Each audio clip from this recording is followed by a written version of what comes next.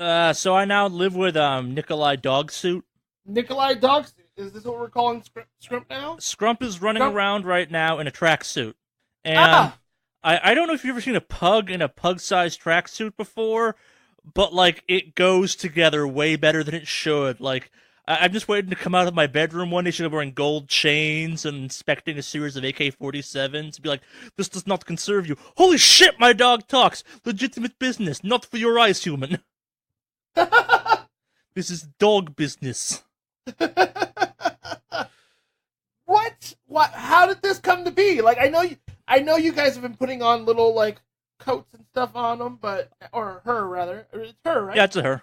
Yeah. So it's evolved. There's a tracksuit now. Jen bought the dog a tiny tracksuit. It's called like a D-Dog or something like that, but it's a black and white tracksuit. I like every joke we've made about Nikolai tracksuit I've made in the last like 3 or 4 days since it showed up, and it's like it's mostly it's got a hood, because occasionally the hood will be up and a pug face sticking out from a hooded tracksuit thing makes you go, "That dog's up to no good, and I just know it."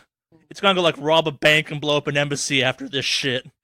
She looks like she's about to go conduct some legitimate business, doesn't she? She looks like she's about to break some fucking legs. Yeah! Oh my god!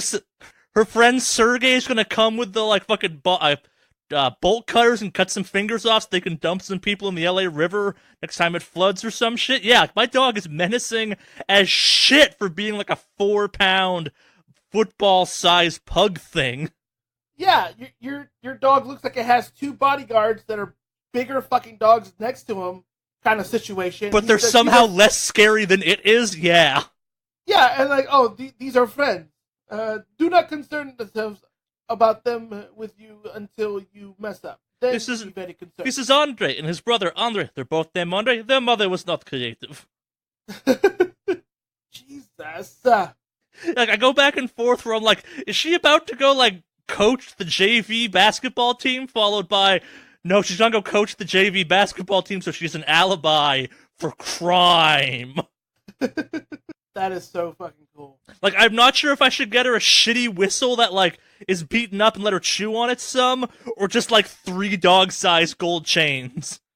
Oh, that's fuck. Oh, there's more than one picture. Oh. Yeah, that doesn't help, does it? No, I love that it's so fucking good. Like, God, it's so. This made my day. This has made my day. If this isn't the fucking picture for the podcast, it like, very well might be. It better fucking be. Otherwise, Scrump is gonna break some fucking legs. Not just legs. Like she's gonna cut those fuckers off. Like, yeah, you thought one broken shoulder was bad. You're about to have another one. Yeah, she's gonna roll up in a limo filled with like weird vodka and people you're not sure if they're strippers, prostitutes, or someone's wife, and be like, "Get in, human. We have to speak." So I am not the podcast image this week. Why is this? Well, Scrump, you're a dog, and you're not about video games, and it's E3 weekend. I understand this. Why am I not the cover? Why am I not the image for this week's podcast?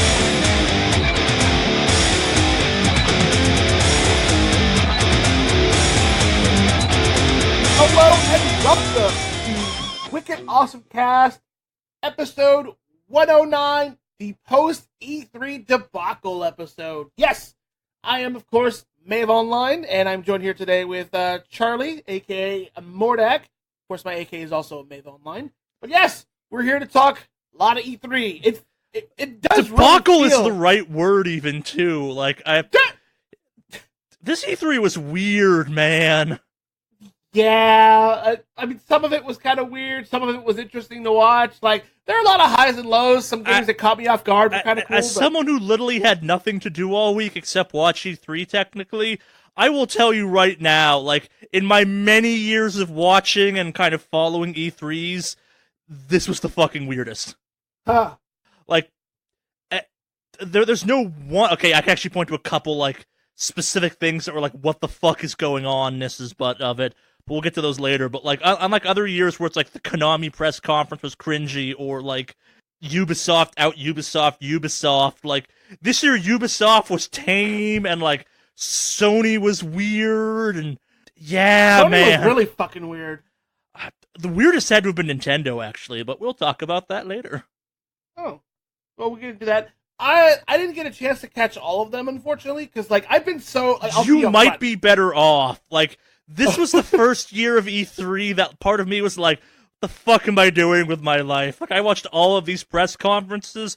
What the fuck is wrong with me? When the Devolver Digital press conference, a press conference that announced 3 games and is intended to make fun of other press conferences, feels like the realest, most grounded, like, honest, earnest press conference of the year, you know it's a weird-ass year. Yeah. Like, when Metal Wolf Chaos being re-releases the thing, you're like, finally a normal announcement. Like, yes, someone got shot at that press conference. What of it? Yeah, no, there's just... I think I want to live in the world of Devolver Digital press conferences. Like, whatever world that is, that's the reality I want to live in. That's the correct reality for me, where, like, we'll talk about this later. I did not like the 2017 Devolver Digital press conference, but this year, like, I don't know what it was about it, but I'm like, this is exactly what I wanted this year. Like, man, Devolver Digital, maybe you know something the other guys don't. Yeah. No, it was, like, I caught a few, glimpses here and there. Definitely a lot of reaction stuff, because like I said, I've been busy with finalizing everything for packing and this and that. And of course, there was drama with some stuff. Like, I want to talk about the Command and Conquer drama stuff, which is kind of fun. Man, fuck you people pushing drama on that. But again, like, we're getting ahead of ourselves. There's so much weird-ass shit. Yeah, no, there absolutely was. And I can't wait to dive into this shit, because it's going to be fun. I know we got new shit we got to do. And I know there's a little bit of news, but then we'll get to... How is there even news of the week of E3? Do you know how insane that is? You know why? Because where there's video games, there's fucking drama. That's why. Yeah. Like, the best part is we have news that has nothing to do with E3 this year. Do we? Yeah, we do. We totally do. We have news from the week of E3 that has fucking nothing to do with E3, technically. Okay. Well, let's just talk about our weeks. Let's jump into it, because we got a lot to let's get talk going. about. Yeah, you're absolutely right. We should totally just get going. Like, we can sit here going like, man, Charlie feels like he was on morphine and some like psychedelics for 4 days straight last week because E3 didn't happen, right? Like, that wasn't it. Except it was 8 days because things are stupid. Yeah. Yeah, so let's just talk about our weeks really quick. Yeah. We'll get to this weird, non-related E3 news, and then we'll just bite 100% E3. Yeah, no, you're right. You're right. So, I guess you want to go first and talk about your week, and then I'll dabble in mine? Sure. My week is pretty boring. This is gonna be kind of my last in-depth health report on the show, because I'm sick of talking about it on this podcast. It's not appropriate for me to talk about it on this podcast, so much so I fucking started a separate podcast to talk about my goddamn shoulder recovery. Because, like, I put on this very happy, kind of insincerely upbeat and, like, comically cynical and hateful persona. I've been some, like, fucking dark places over the last couple weeks over my shoulder, and, like, I could go for hours on end about how, like, the shoulder's been, like, slowly killing me. I'm at a point where if, like, breaking my wrist would fix my shoulder, I would do it. Mm-hmm. Like, that's how just done I am with this shoulder. But so I'm officially done healing. I'm now into kind of what's referred to as the recovery phase, where so because my shoulder's been locked up in a sling for a month, it's been freezing. Not that it's growing ice or shit off of it, or it's like a glacier moving through it. So I've like I rapidly lost like a bunch of muscle and like rotation in it. Like I can't, like, it can lift weight, but it can like barely lift itself, kind of thing. It's absolutely bizarre. And like, it's not like it's dead zones, it's zones of searing pain. Like, anyone who can stick their left arm across their body and do that like lame like shoulder stretch thing they do in the WWE all the time is like, oh, that hurt or whatever, I'm stretching out. I physically can't do that with my left arm, with like making spots go across my eyes. That's how fucked up my shoulder is now. Like, I shit you not, like, if breaking my arm or my leg in, like, a like, debilitating way, it's like, oh, your leg is broken, but you won't have to go through physical therapy for it. If that fixed my shoulder, I would do it at this point. That is how fucking done I am with my shoulder. Like, don't break your shoulder. It sucks. It is a surprising amount of ongoing pain. Yeah, that fucking sucks, dude. Yeah, And on one hand, it's been kind of fun because now it's like me sitting in armchairs in this like fucking Bond villain, supervillain pose, like trying to stretch my arm out a little bit, like grimacing slightly in pain, but like it's everywhere I now sit down, it's like, no, Mr. Bond, I expect you to die or something, because it's like a relaxed villain pose. Yeah. It's,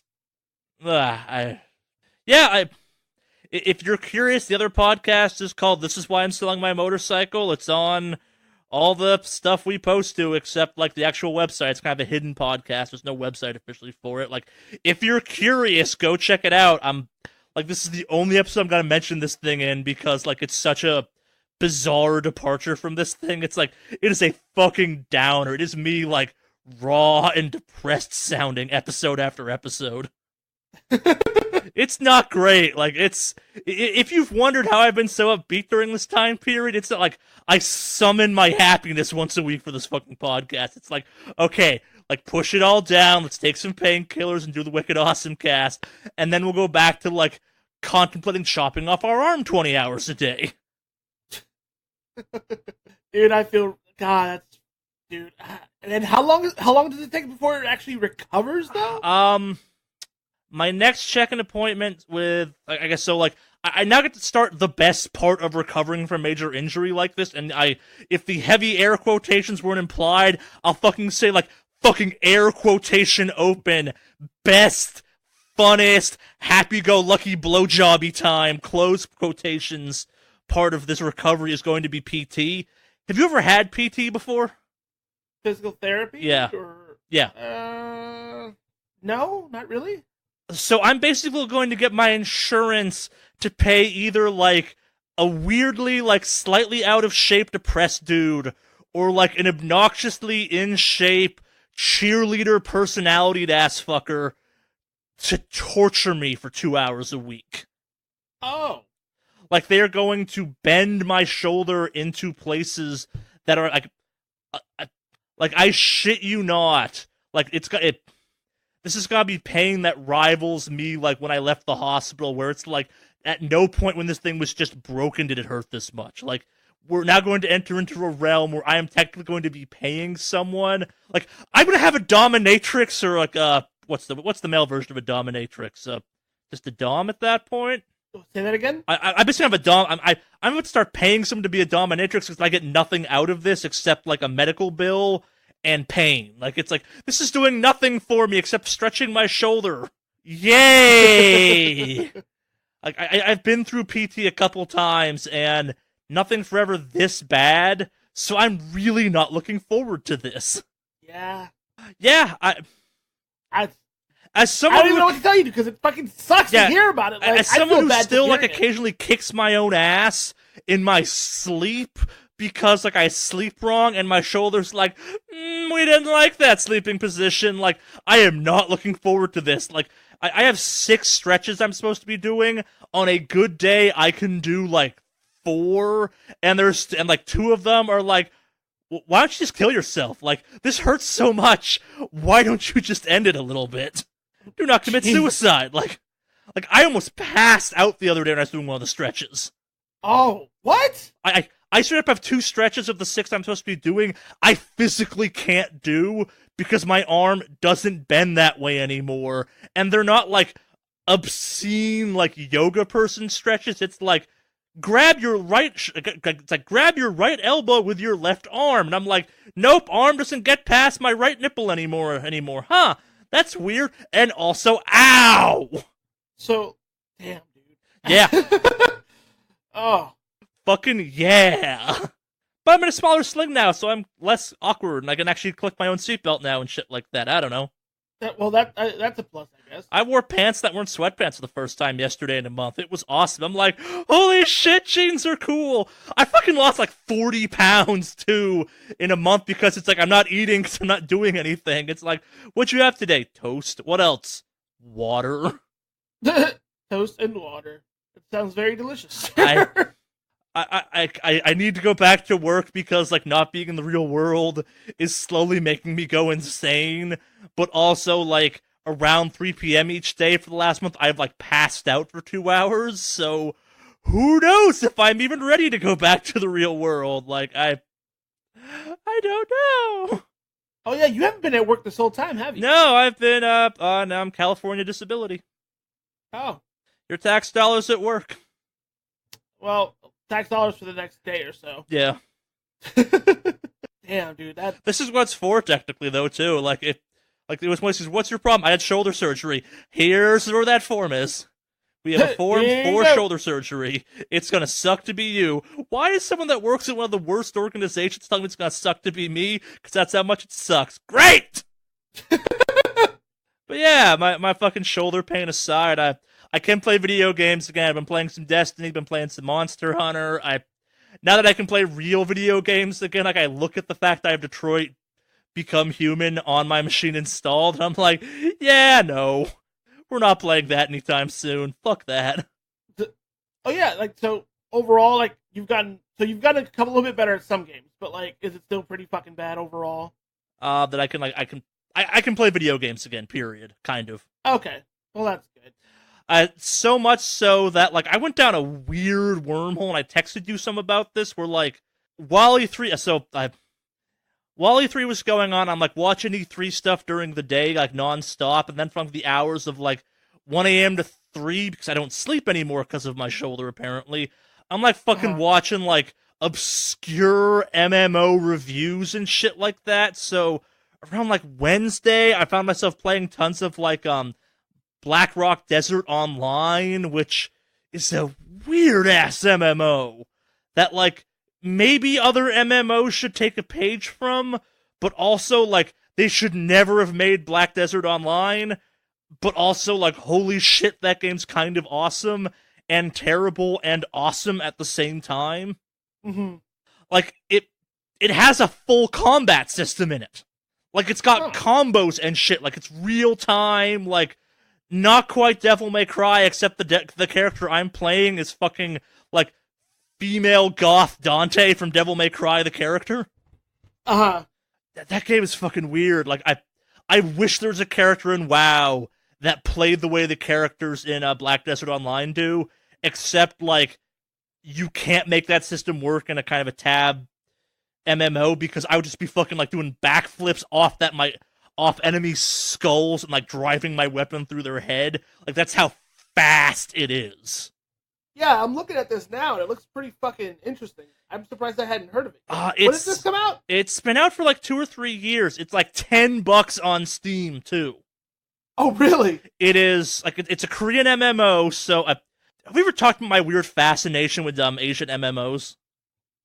No, but I've played some of them before. Yeah, so nice. Like it's $10 to get in. It costs nothing to play from a week-to-week basis, except like this game is fucking pay to win. Like there are so many bullshit things in this game that are designed to incentivize you to pay money. Like it's playing this game without like making up your own subscription plan that kind of comes out to about $15 a month is hard and grindy. Like there are servers in the game that are like, only on this server do you earn 100% XP, and like on other servers you earn like 80 XP, but the reality is it's like, no, you should, like, it's like you get free access to this server until you're like level 30 or the first month you're playing, whichever one kind of runs out second. And like the point of there's no raids in this game. Like all the end game content is just PvP, but it's like insane PvP. Yeah, because it's all like, it's like crazy combat action based. Yeah, it's like 40. It is the fucking PUBG of MMOs.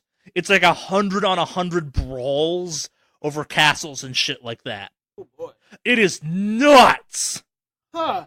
By the way, I'm looking at their site now, and I have to say I kind of chuckled a bit, like, looking at this. Yeah. Because, you scroll down and look at the classes, the wizard class, the main guy who's not in awakening mode, yep. The face pretty much looks like fucking Gandalf.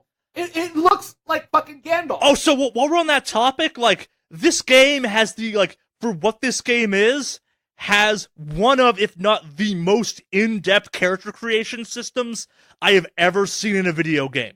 Really? Like, the face has, probably like 30 or 40 individual points you can use to manipulate it, and that's just the goddamn face. Like, the body itself has easily 20 different points you can manipulate. Like, each finger has like 3 or 4 points that you can like affect its like shape and length and shit like that. And the hair has like, so I have 2 characters I've been bouncing around. And I'm playing one of the like Black Knight or something, which can only be a female elf. Like, her hair alone on the character I built had 3 different sliders that affected individual layers of length. And that was like only half the sliders that affected her hair, not including color and like what the base look of that hair was. And I'm not talking like, and those sliders fucking did shit. And then like the colors had 3 different options to the colors, where you had like a base hair color, like an underglow for the color, except it was like the secondary color of your hair, because humans don't have one color hair that like starts off at the root and it tapers off to the ends, and then you had like started off at the ends and tapered off towards the middle, so you could you can make some insane shit in this game. Yeah, like it is possible in a million character creations you could make a million characters that were the exact same class that could all have like 9 of the same characteristics that still wouldn't look the same. Huh. Like, it is nuts. This is intriguing. Yeah, I can't recommend the game either. Like, I have fun with it, but also like I don't think it's a good MMO, because the game is like, it's Korean originally, and like the translation for this game is like someone put it through fucking Google Translate.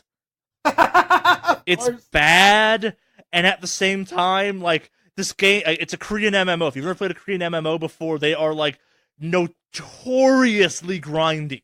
Yeah, no, absolutely. I'm very much aware with the grind of Korean MMOs. And then, like, so the best gear in the game is this, like, shitty-looking ghillie suit thing that, like, the general statement on, like, the game tells you go buy a costume. Like, you cannot look good in this game with high-end gear. Ah, of course. It's...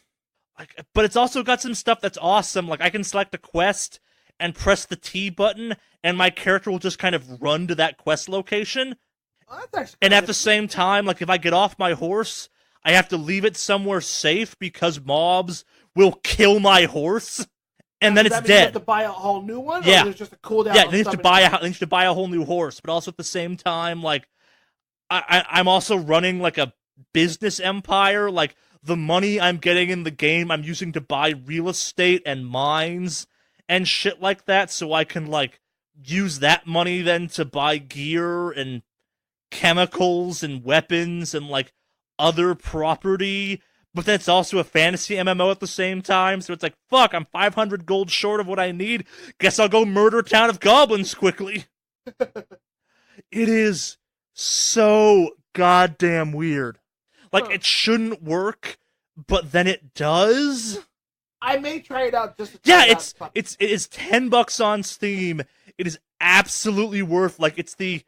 like, if you've ever wondered what Charlie thinks kind of the perfect MMO is, like, this is kind of it, except this game is bad. Like, it's the combat for this game is what I kind of wish WoW would do in some ways. Uh-huh. Like, I would love a game like WoW to...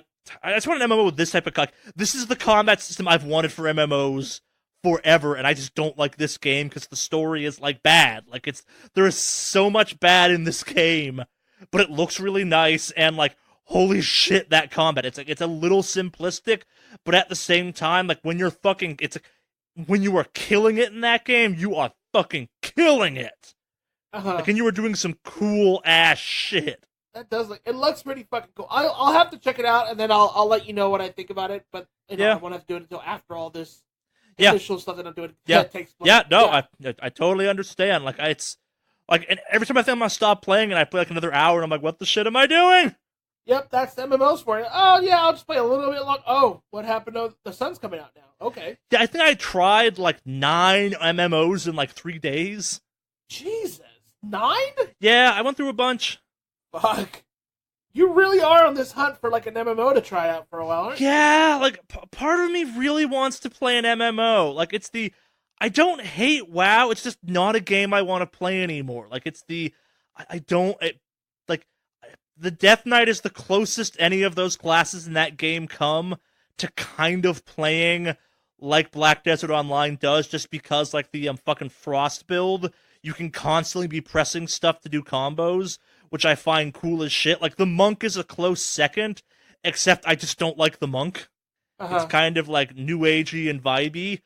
But so it's like I would love to play WoW if I could just play a version of that combat that I thought was cooler. So like I played some more WoW, I played Black Desert Online, I tried Final Fantasy 14. Like that game is also kind of cool, and like also the best Final Fantasy game they've made since 9. Like that game is better than 10. Like that is definitely the best Final Fantasy game they've made in a long ass time. It's better than 7. Like I don't hate the Final Fantasy lore of that game, and that's some Final Fantasy ass lore in that game. Yeah. I played that briefly. What else did I play? I checked out I tried SWTOR again. How's that now? Because it's been a while since I played. It never sucked. That game is cool. That game is totally a game I could play. It's got kind of a better combat system, but it's also not. I tried the Secret World, the reboot of it, Legends or whatever it's called. Like it's like, okay, this is a thing. If I could play Age of Conan, like I wish I'd played Age of Conan back when it was a real thing. Like what it is now is kind of a sad husk of what it once was. Like that game is undeniably cool, and because you can play it for free right now, like anyone who's ever like played an RPG should check that game out, because you can basically play it as a single player RPG and be fine. It is worth a play from a pure historical appreciation standpoint. Fucking play that game at least once or twice. That game did so many cool things that were ahead of its time and also sucked. Like I played that. I played WildStar briefly, and that game's also like, again, WildStar is kind of cool. Like again, it's got some really cool ideas in there, but it's also like, yep, I understand why this game is dead. See, I played WildStar on launch. Like I was really into WildStar, and it just at some point I just kind of felt there was a drop off, because it was early on when the questing system was really broken, and they kind of had that like the Cliffy B attitude about it. Like, this is a WoW, or this is an MMO for fucking hardcore players. None of that cheap shit here. This is all hardcore. Yeah. And that was their biggest push, was that, like, this is for not casual people. And unfortunately, casual players make up a good chunk of a population. Yeah, that game very much has the feeling of, like, if you are not, like, putting in 3 or 4 hours a day into that game, you're not going to progress. Yeah. Black Desert Online is the same way, and it's also like, but at the same time though too, you can totally play that game casually, where it's like, log in for 10 minutes, do something, go away. Yeah. I played that. I played some more Eve. I think I'm officially done with Eve for a little while again. You got your Eve fix done. Now you're okay. Yeah, I got farther with Eve this time than I ever have before. Like it's I think I understand Eve in a way I never have before, and I'm now understanding also about myself. The reasons I stopped playing before was I subconsciously knew this all along, kind of thing. And it's like, oh yeah, this just isn't for me. Mm-hmm. Like we'll talk about this some later, like because Star Citizen's in the news again. Like it's one of those bizarre things where it's like, again, if that game had like realer time functionality and like more of like, no, you're actually flying a ship, I'd be in. And that's why I'm kind of hopeful Star Citizen will eventually become a real game, because, like, that's what that game is. Like, I think I'm just done with games that aren't, like, not to say WoW's not a real game, but I want combat systems you can actually, like, be good at, and it's not necessarily about a build. Like, I want games where it's like, no, it's not just your build. Like, a guy with skill with a shitty build can take someone that's got a fantastic build but can't play for shit. Like, I want that in an MMO. I don't know. It's been a weird-ass week. Like, and to polish it all off, like yesterday, like, so we're recording on Sunday as opposed to our normal kind of like Friday kind of thing. Like, I fucking played tabletop RPGs yesterday. How are you playing? Well, you have some mobility, so I just assume you're completely out and not just staying home and becoming a recluse and staring at your neighbors through a telescope. I kind of said, fuck it, I need to go out, and there is in California and in the LA area, there's a really, like, I don't know how I didn't know about this place, because, like, holy shit, this place is kind of awesome for what it's doing. It's called Game Empire in Pasadena. It is I think my girlfriend told me it used to be an arcade, and basically it's like the front of the store is this small kind of claustrophobic feeling, like, tabletop and model RPG store thing, where it's like, hey, we got Warhammer, we got, like, every D&D book ever, and then the back of the store, which is, like, a fucking huge percentage of the store, like big, is nothing but table space. So, like, when I was there on Saturday, it was fucking, like, Warhammer 40k fights as far as the eye could see. I'm like, what the fuck is this place? Like, this is awesome. And, like, off in the corner, like, hey, there's, like, a weekly, Starfinder Pathfinder group. And I'm like, I'm gonna go play some Starfinder, because fuck it, why not? That game looks rad. And it is. Is that crazy one that, Jeff talked about a while ago, the Starfinder one? Jeff talked about Pathfinder. Starfinder is the sci-fi one. If you were still in town, the plan was to start doing some Starfinder, Pathfinder content, because basically Pathfinder is the medieval version and Starfinder is the, like, sci-fi space future one, and the two are compatible in, like, nightmarish ways. Oh, okay. Yeah. Well, yeah, because I remember we've talked about that. Yep. Before on the podcast. That's why I thought that was the one Jeff was referring to. But Jeff was playing some sort of weird one with the... I remember that we had made the podcast picture, like, one of the... Was it something in the trench coat? I can't remember what it was. Oh, that was... that's Magic. That's just the card game. Oh, okay. That was the Squirrel Salesman. That's what it was. Yes. Okay, so I'm getting those confused. But yeah, I remember you've talked about Starfinder, which is like the sci-fi... Oh, that was there too. Like, that's Magic the Gathering's just Magic the Gathering. Okay. That's Tuesdays at this place, I think. That's Magic Night. Like, this place was nuts. I'm like, how, like maybe I'm outing them by accident, but that place was fucking rad. Pretty good. Yeah, like, this is a store I've always wanted to exist. Now, if only they played War Machine here. Huh. Yeah. So, the people are pretty cool too? Yeah, like, that's a big thing. These people did not suck, and, like, that sounds like it's feigning. That's a weird compliment to give some people, but, like, it was a group of people like me that we all were wary of each other. Like, we all were like, are you gonna invite me back to your place to swing? I'm like, that happened to you too! Like, when we started playing, we all were, like, trading stories of, like, how we wound up at this thing, and I'm like, okay, so you all are fucking sick with the LA tabletop scene. They're like, yeah. Huh.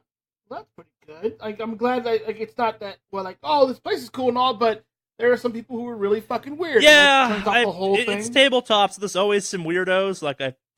But, like, these were, like, tabletop weirdos, not, like, 8 hours in. We haven't fucking rolled dice once. You've just been smoking pot this entire time.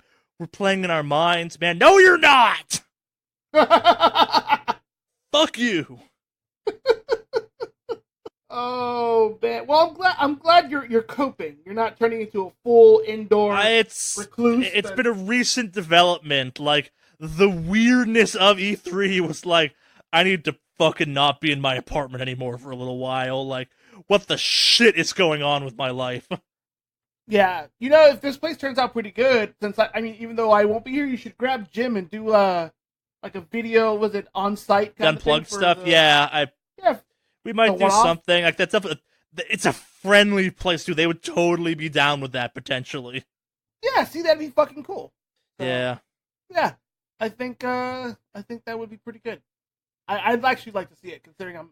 Yeah, my one regret is you were moving before you got to play some tabletop games. Like, it's... Yeah, I know. I would have really liked to. Like, I would almost encourage you to actually go and check out, like, a table... Like, you're moving to fucking Oregon. There are nerds up there, I'm sure. Like, I've heard some weird shit about tabletop communities up in Oregon. Like, sorry, tabletop communities of, Oregon. LA talks shit about you guys. Sorry we will let that one out of the bag. But, like, I've heard it's a very popular thing up there. Yeah. No, Like, don't go to don't go to board game nights. Board game nights are different, but like I've gotten the impression the D&D and like Pathfinder and Starfinder scene up there is interesting. Like way better than the LA one, but also like annoyingly full of hipsters yeah. who ironically play, and those are the worst people of them all. I've been scoping out some stuff, out there just to kind of get ready for it, but like I haven't checked out any tabletop, but I've been looking at some of the like LAN stuff, and I guess they have PDX LAN a couple times a year, which is pretty fucking cool. So I want to check that out. So I'll go a little bit into it. The idea of going into a modern LAN party, like it's just like, why? We invented the internet to not have to LAN anymore. Yeah, but it's also the experience, man. Like, see, I've been to a LAN party in the last 4 years. Have you? Well, not the actual. No, I'm talking a real LAN party, wide scale. Not like a house LAN. Well, actually, no. Yes, I have a house LAN party. Definitely, I've done a few. Oh no, I'm talking like they rent out a fucking hotel ballroom for the LAN party. I've never done one of those. Okay, yeah, as someone who used to go to a bunch of those back before the internet was really a thing, or back when it was like shitty to go on the internet at least, like I went to one of those recently, like in the last since I moved to LA, and I'm like, okay, yeah, this needed to end, like this was wrong. We were never meant to be doing this. I watched a man rip a graphics card out of another man's computer and run away with it. No, I haven't seen that yet, but I would like to experience, like, just going to an actual party. That's kind of the thing. That's the whole reason I'm really intrigued by it, because I want to really jump into that. We live in the era of the, like, socially functional gamer, too. Like, I'm talking, like, the LAN parties, they get, like, 30 pizzas, and one pizza would get eaten because everyone else was fucking, like, I'd be walking around and be like, man, all this pizza's awesome, and everyone's like, can't stop slamming this, like, fucking mana potion energy drink and eating these Ritz crackers. It's like, you can stop playing Counter-Strike for a second, right?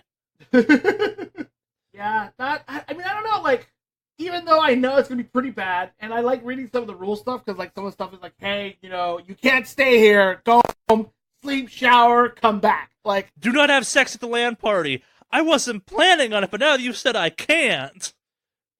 Oh, I'm gonna. Yeah. You don't tell me where to do horrible things. But I've always wanted to go to like an actual big LAN. If you've never been to one, I retract my statement. But like, as someone who used to be big into that scene back when I lived in Boston and shit, it's like, nah, this was supposed to end. Like, we fixed the internet to stop this from being a thing. Yeah. Well, I know that's a big thing. That's part of the reason I stopped going to like PC bangs here in like K-Town. It just there's no point because I have a really good PC. Oh shit! Did I tell you about this? What? There is a fucking net cafe near my house. It's like 5-10 minutes away from my house. I keep meaning to go in, and it's called like fucking like PC Land or something. And I want to know what that's like in the modern era. Like, is it just fucking Fortnite and Overwatch? Wouldn't surprise me. Yeah. Well, and definitely League of Legends. I know that'll be one of them. So, yeah, no, I already know that's going to be a... I'm intrigued, actually. Yeah, because I used to go in the early 2000s when Counter-Strike, Diablo 2, and StarCraft were the games to play. Yeah. Like, those are the ones that were big there. So, I'm curious. Have you said you haven't gone to it? I haven't been into it yet. I always pass it when I'm like driving home from dinner or something where it's like, oh yeah, I should go there, but no. That should be one of your adventures since you're still in the recovery process. Maybe. I bet they'd have consoles now. Like, I'm curious to see. Like, I don't know. Yeah, I'm intrigued. Like, actually, I haven't thought about that. Part of me hopes at the same time, like, it'd be like stepping back into the like early 2000s, late 90s when those things were necessary. Because there used to be one in the mall near me that was like just the place you went to play Counter-Strike if your home computer didn't exist or just sucked.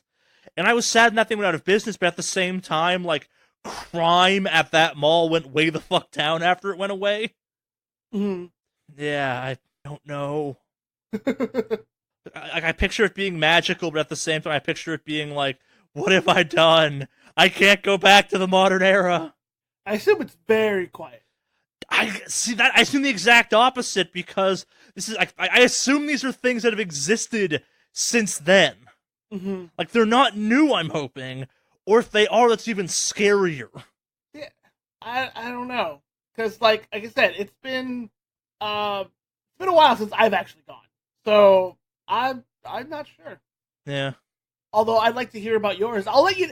You know what? When I get up to Portland, I will check out mine and scope anything out in particular, and then we'll compare and contrast afterwards. Yeah. That's about it for my week. Like, I'm back to work and shit like that, hopefully, this coming week, so I don't know what the fuck I'll be up to. What have you been up to? Well, it's been mainly packing, dude. Yeah. Getting stuff sorted out. I know that feeling. Yeah, I've been throwing shit out, like, left and right. I'm almost done packing everything. I have a few more things to the kitchen. We decided to, since we have a suitcase, that's going to be our, day 1, day 2 bag until the rest of our stuff shows up, because I have that pod situation going on. So they're going to pick it up tomorrow, Monday, and then tomorrow evening I drive off to Portland. Woo!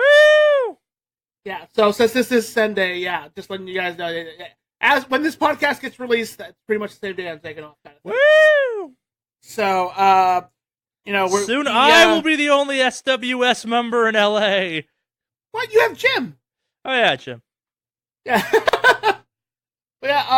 So it's been a whole thing. So between like the next 24 to like 30 hours, I have to pack the rest of the small stuff that we have and clean the apartment at this point. And then that'll be that. I've got everything else as far as the phone calls I need to make taken care of.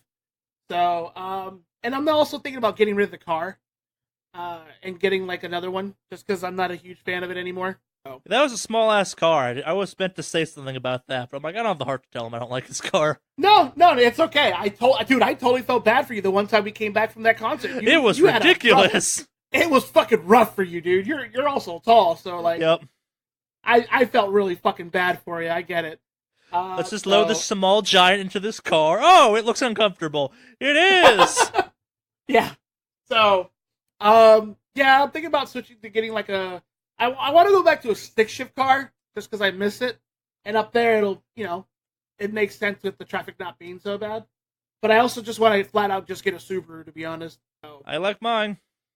Yeah. I'm thinking about either that Impreza or the Crosstrek just because they're nifty. They're not too strong. Embrace your inner dad and get an Outback.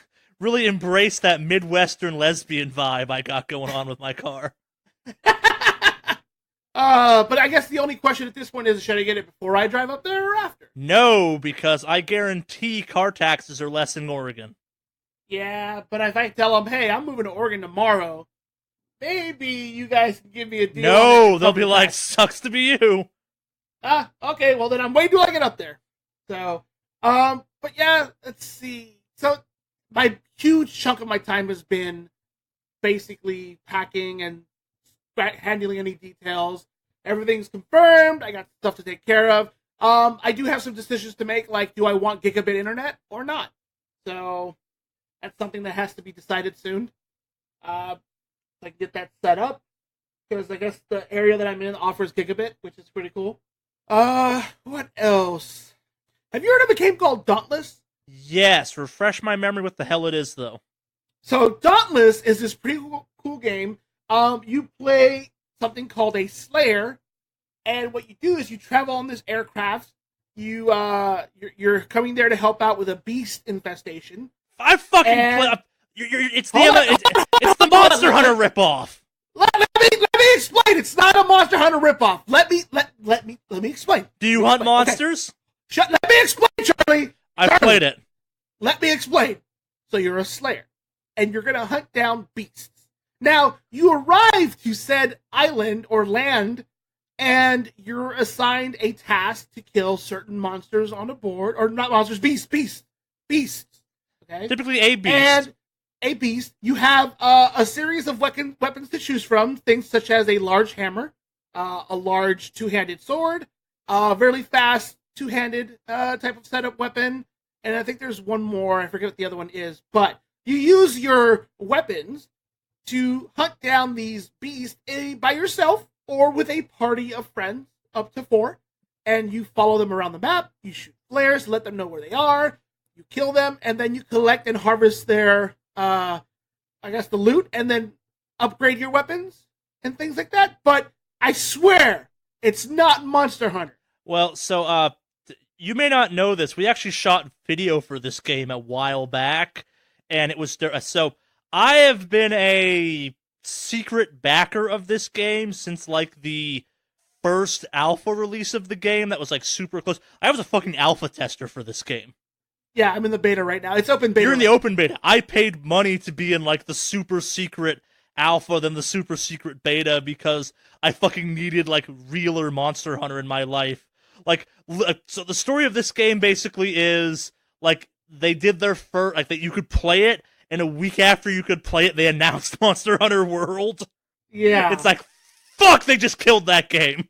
Yeah, no, it's fucking Monster Hunter. It's Monster Hunter. Anybody who tells you it's not Monster Hunter is fucking kidding themselves. There you don't have a cute little cat. Differences. There are some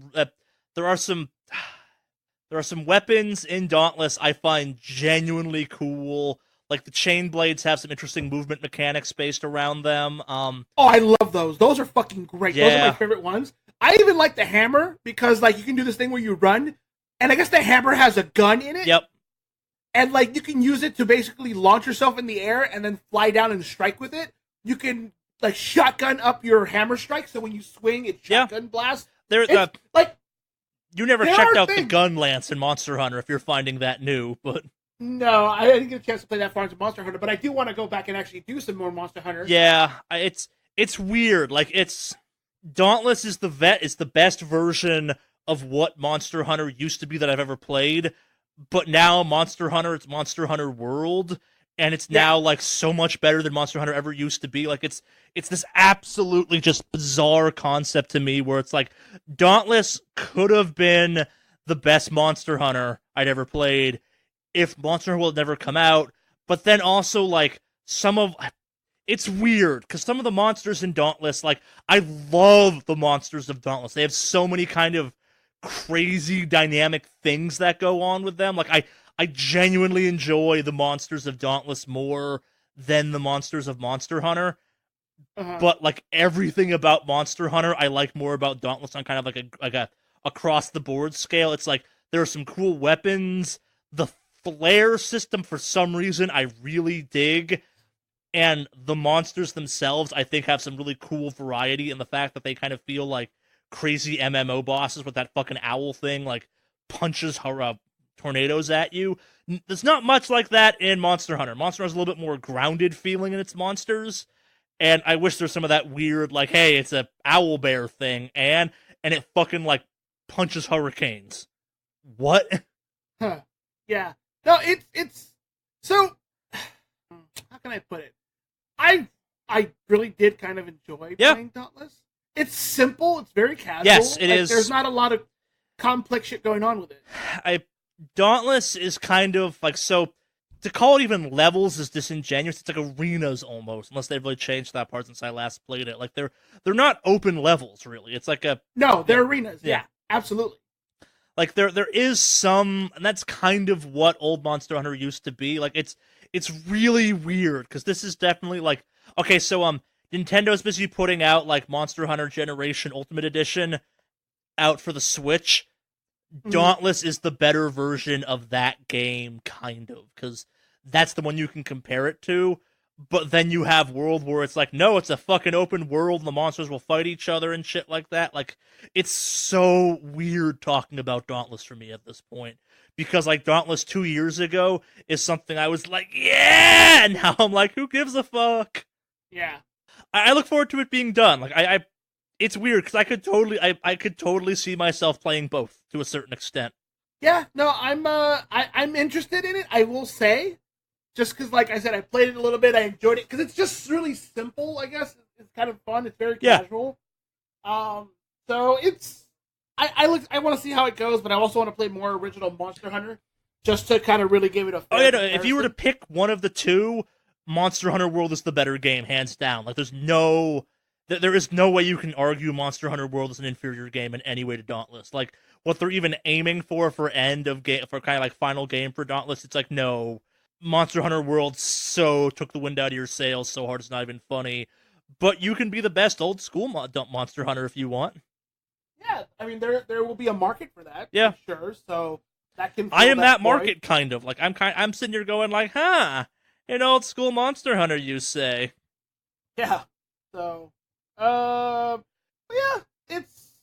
it's interesting. So I did a little bit of that. I did catch, like I said, some of the E3 highlights and some of the stuff going on. I did watch like a few of the actual press conferences, but like I said, I've been so caught up with like ending work stuff and closing everything out and getting packed that like I honestly didn't get to catch too much of it. But I got a good chunk, and I did see some of the summaries. I think you were better off. So. Like, man, like watching all of that stuff this year. I don't want to say it was painful because like I know what real pain is right now, but like I swear at least one of the press conferences made me feel like sick in a weird way. I'm like, what am I doing?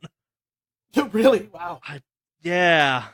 That kind of sucks. Yeah, like the website E3 2018 recap like is the best version of E3 2018. Wow. Huh. Yeah. Well, I mean, I'm still gonna eventually watch them, to be honest. Yeah. Just because I want to see it.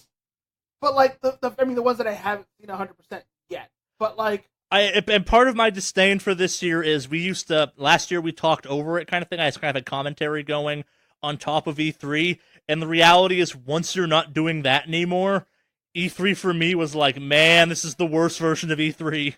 Uh-huh. This is not as good. Like, E3 needs commentary, I'm learning. Oh, really? Yeah, like, watch the Giant Bomb, they talk over those press conferences, because, like, you'll have a moment where you're like, what the fuck is going on? And then, like, someone else will be like, yeah, what the fuck's going on? Like, okay, I'm not crazy. Like, this is weird. Great. Excellent. Mm-hmm. This is good. Well, yeah, I guess, yeah, when I have the full update on all that, I will definitely let you know. Yeah. But yeah, yeah. Other than that, that's pretty much what I've been up to, man. Yeah. I don't have a lot going on right now with all the shit I'm trying to take care of and it's all like that. It's like you're moving states or something. Yeah, it's like I'm moving really far away. You're making your most meaningful exit of LA ever in your entire life in some ways. Yeah. Huh. Kind of. Are you about to be farther away from home than you've ever... Like, no, Florida technically be farther, but, like, excluding Florida, this will be the farthest you've ever been away from LA, I think. Yes, it absolutely is, actually. Yeah. Yeah, no, abso-fucking-lutely. That is a weird concept for me, like, because I don't even, like... I live on the opposite side of the country of where I grew up, and I left home a bunch of times. Yeah. So, yeah, that's... Yeah. Ta-da! You ready for news? What little news we have? Yeah, let's just tap on this little bit of news. All right, give me some intro music then, boyo. All right. There we go. And that is the intro this week's worth of news deserves, because like it's only two things that are worth talking about that aren't like, yeah, it was fucking E3, but like these are so the most like what the shit news articles ever. So first one right off the bat, Star Citizen and Eve have beef. Oh, what? So, the Star Citizen recently unveiled a new ship. It's called the Vulture. It's from Drake Interplanetary. It's a what's it called? Not a harvester. God, I'm fucking blanking on the name. You go out and you salvage wrecks. It's a salvage ship. Like the gameplay mechanic and loop for this is you find space battles and wrecks and stuff, and you salvage shit with it. And it did not take long for the EVE community to point out just how fucking much it looks like their ship, called the Reclaimer or something like that. Sorry, it's the Vulture versus the Venture. The Vulture being the Star Citizen one, the Venture being the EVE one. And do these ships sure as hell look alike? Yeah. Quite a fucking bit with the color scheme and everything. Fuck. So this is where it gets even stranger.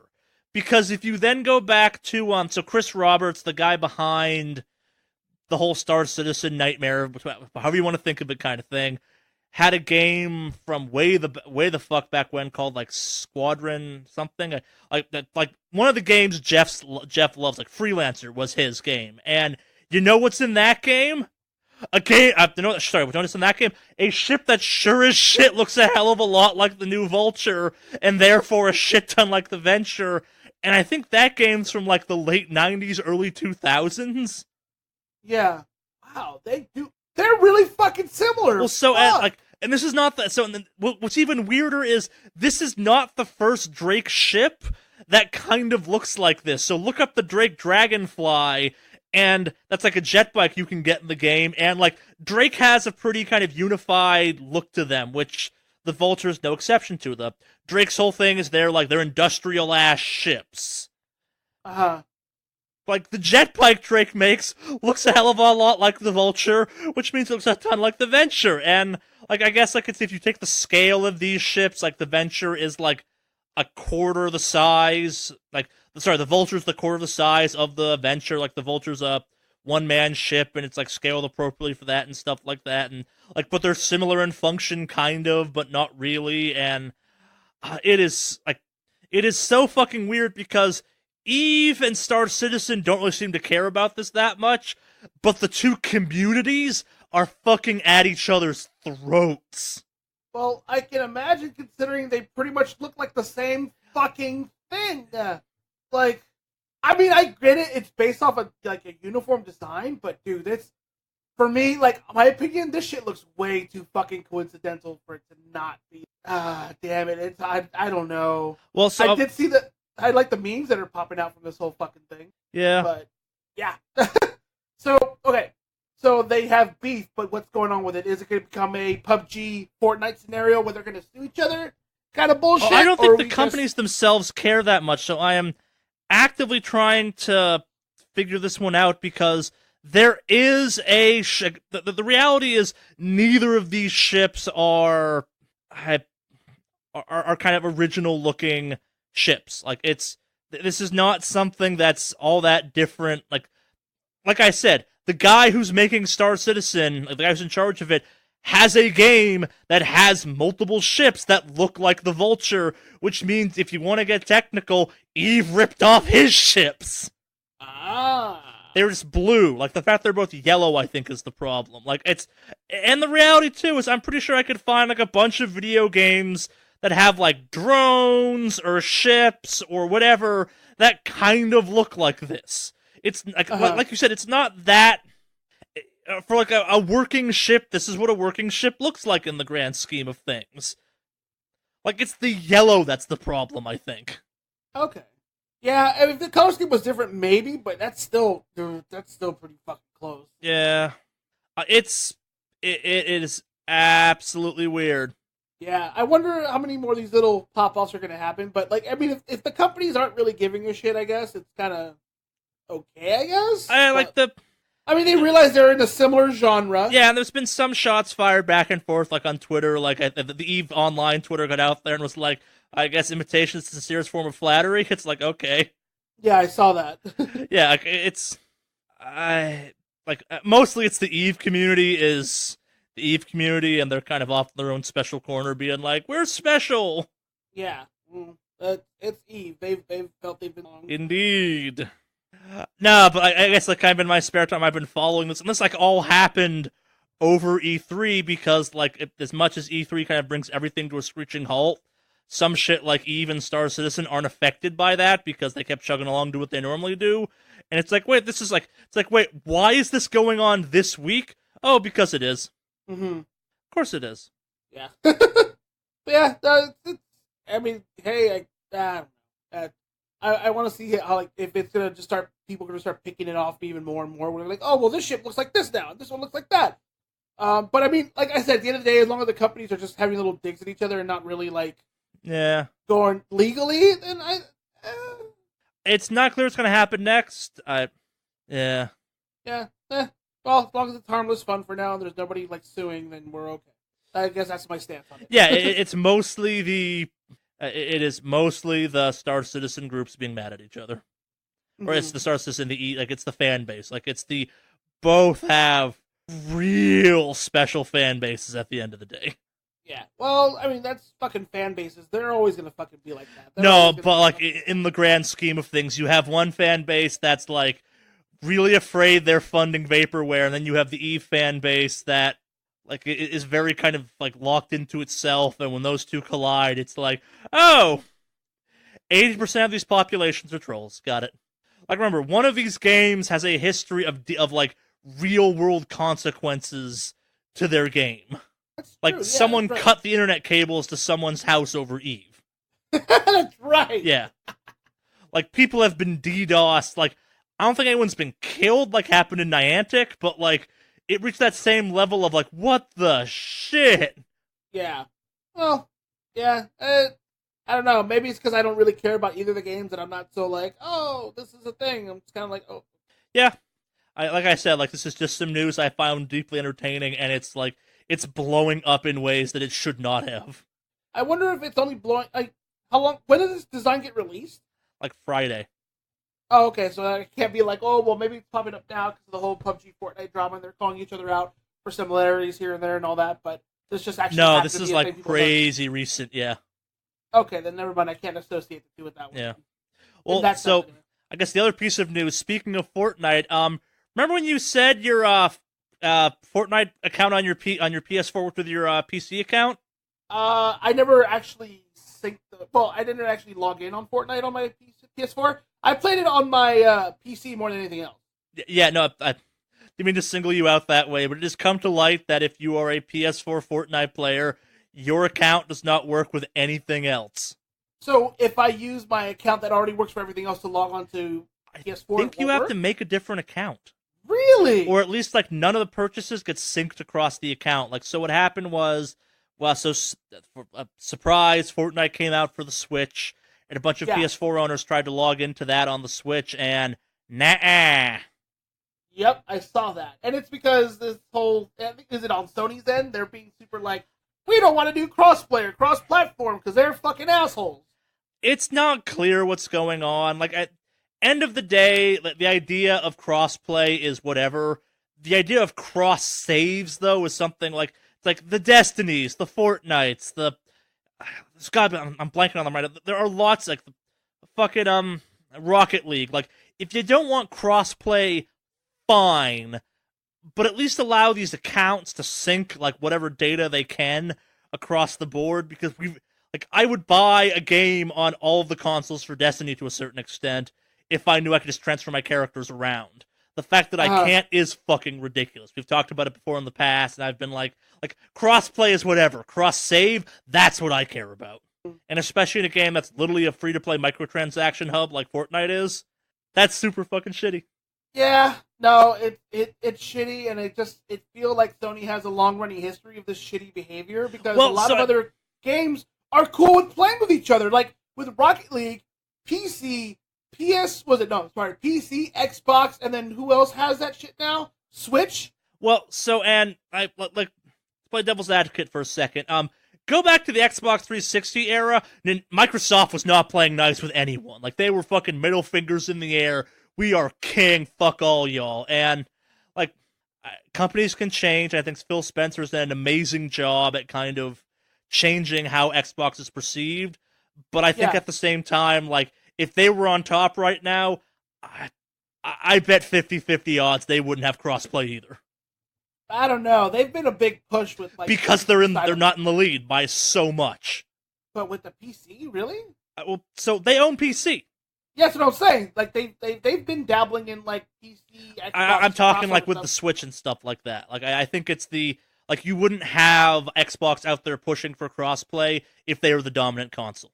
Because I think I remember back in, like, the PS3, Xbox 360 era, you heard rumors about Sony being like, hey, we should do crossplay, and Xbox being like, fuck you! I don't remember that. I've only heard it. Maybe I'm making that up. I don't know. I remember this, like, this is not the first time this topic has come up, and it was very much the reverse the previous time, where, like, or it was like, it was people asking, like, Xbox, like, hey, would you be interested in crossplay? And they're like, why the fuck would we want to play with the PS2, 3? Yeah. Like, why? Why would we want to do that to ourselves? Like, really? We're winning. Yeah.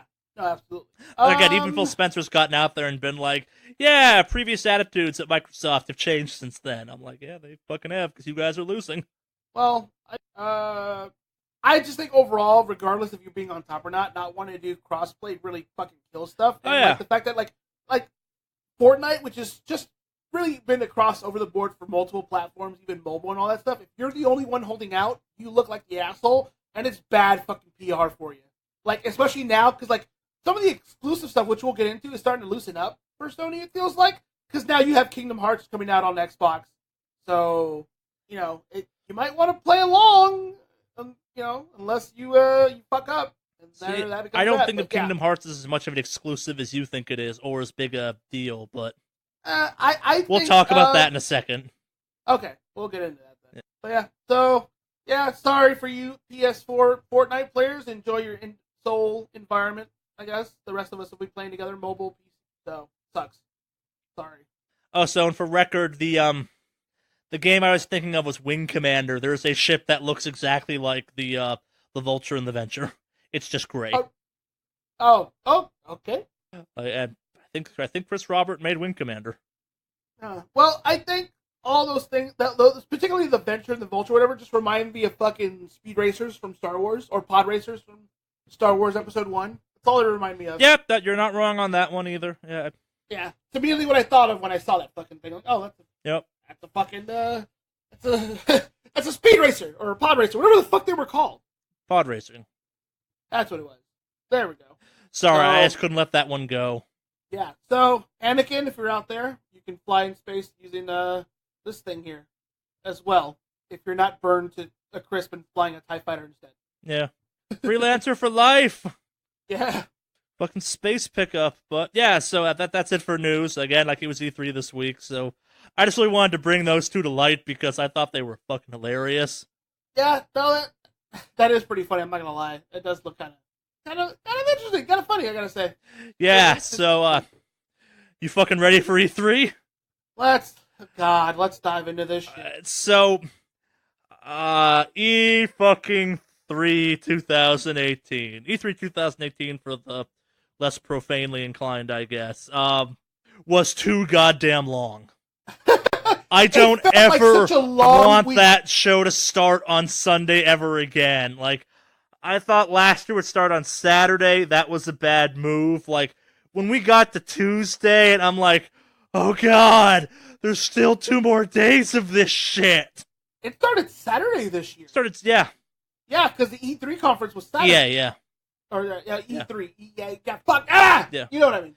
So to run it down in order, we had EA, then we had Microsoft, then we had Bethesda, then we had Devolver, then we had, I think it was Nintendo? Ubisoft, then the PC Gamer one, then Sony, then the Nintendo Direct. And if I were to pick the press conferences that won E3 2018, it's Devolver Digital and the PC Mag one. Like, the PC Gaming one is weird and kind of bad every year, but, like, I didn't hate watching it like I hated watching the other two or the other ones. Like I said at the top of this all, like something about the Devolver Digital one. Maybe it was the games they announced this year. Maybe it was like last year I found their kind of attitude of like a little annoying, and this year it was like this is too true. And yup, like the Devolver Digital 2018 press conference is hands down the best E3 press conference ever made. Okay. Like, if you are in any way to kind of like mockery and sarcasm and video games, you should go watch the E3 press conference. Like, if you've been fucking following tech news since like last since E3 2017, go fucking watch this press conference. Like, the Devolver made a fake cryptocurrency that's just a fucking frisbee they physically made that you can buy for last time I checked like $75. And, like, the attitude for it was, we've made a cryptocurrency that can in no way be redeemed, and only an idiot would buy it. Yeah. Like everything that thing touched upon, I'm like, that's but true. Yeah. And the CEO of Devolver snapped someone's neck on stage, which was pretty cool. Of course. It can't be... Yeah, of course. As someone who did not enjoy last year's Devolver press conference, I'm genuinely looking forward to next year's Devolver press conference because, like, holy shit, the ending implications of this year's.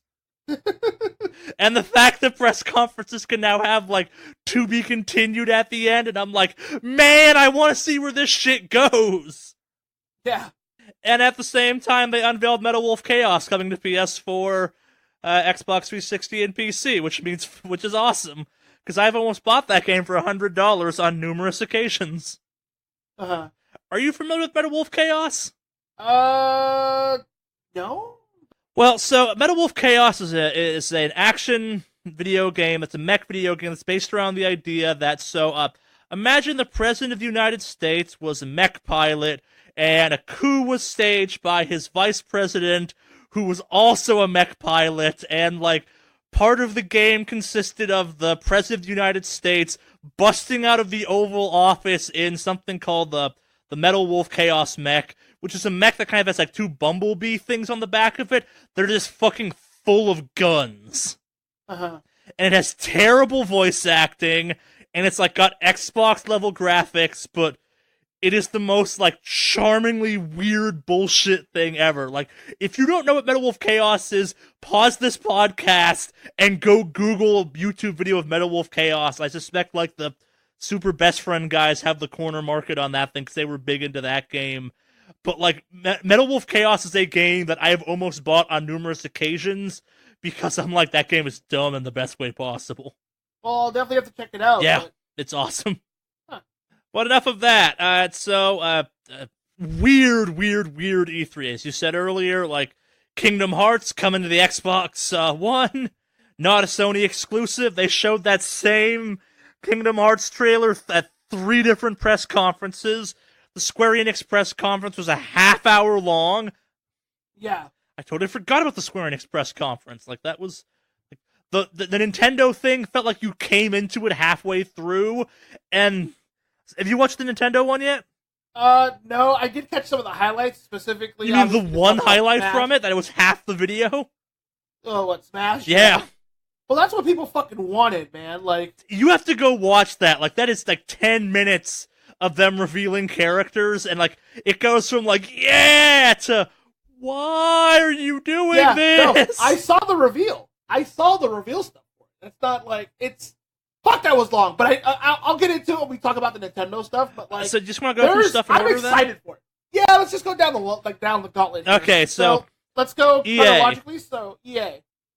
Okay, so EA obviously they gave us last week I think you said it in the podcast that if they don't mention Battle Royale for Battlefield 5 in the first fucking 10 minutes, I would be absolutely shocked. 6 minutes. 6 minutes it took. And then you know what they said? They just said, "What a Battle Royale mode?" People went, "Woo!" And that was the fucking end of it. They didn't show a goddamn thing about it. Yeah, I'm watching it going holy shit, I was right? Yeah. I rewound that press conference because I didn't believe I was that right. No, you were absolutely right, sir. But yeah, it's, that part was expected. FIFA 19, okay, well, it's FIFA. What the fuck do you expect? They spent way too much time talking about FIFA. That's every year, though. It's sports games, and I'm I'm going to go to the bathroom and make a sandwich, because I don't care about this. Yeah, but it was way too fucking long. Well, then not long enough, too, because you had Anthem right at the end, and, I'm watching that going they need twice as much Anthem as they have. Yeah. Well, Anthem was kind of cool because they actually just brought some of the developer people and staff and they kind of just talked about it for a bit. I didn't like that because they kept repeating the art behind them, which made me really nervous. Man, there's not even enough art for this game to fill an entire talking segment. What the shit?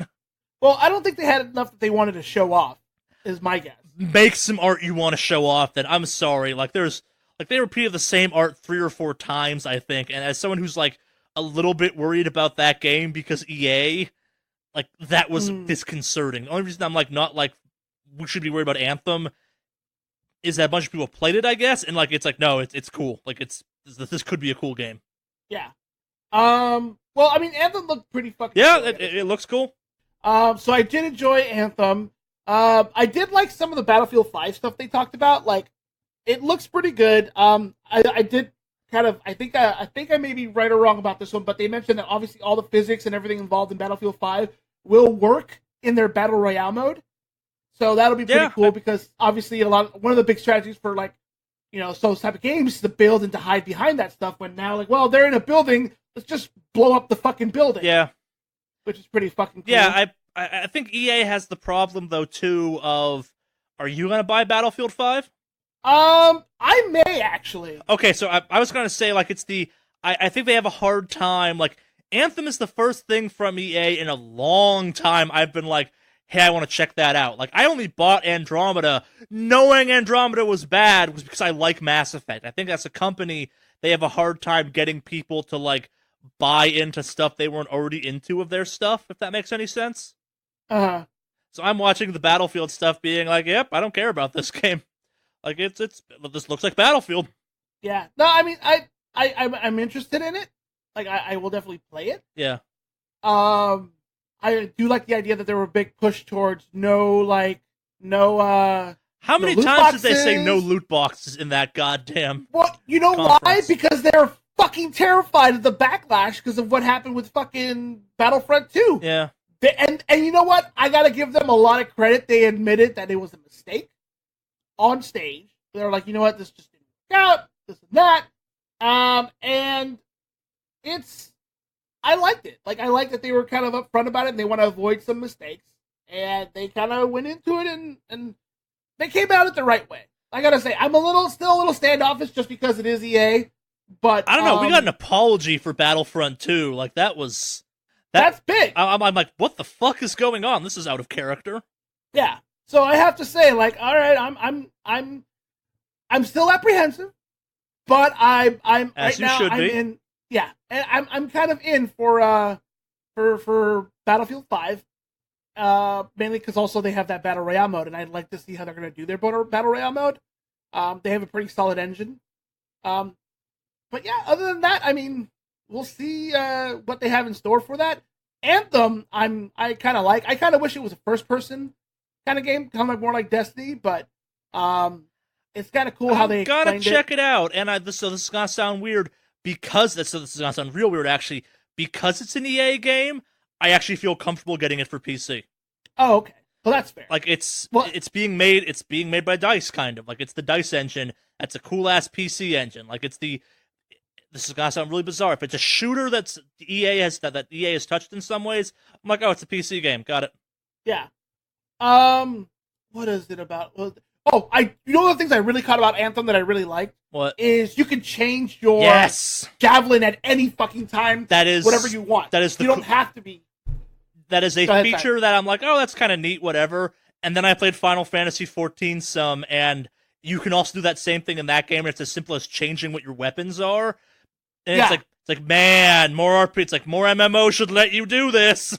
Yeah, not a lot of MMOs do this. You know what? One MMO did let you change your class and your spec and everything on the fly, right? Baby.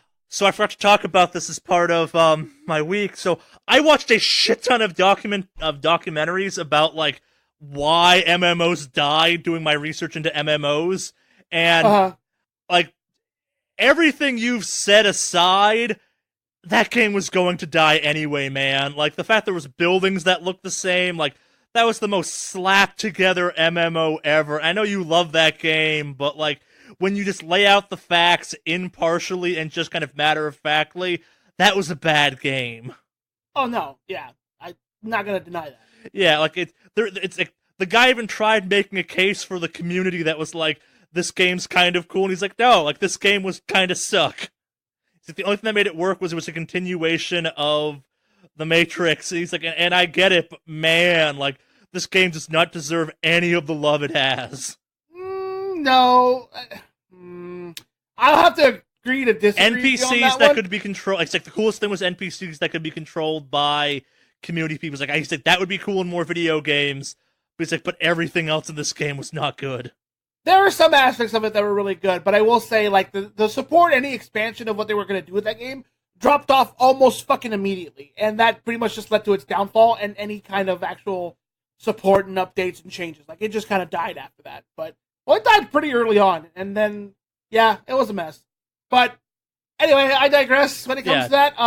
No more about that. We've beaten that one. Like, yeah, I watched like 100 documentaries about dead MMOs. It was weird.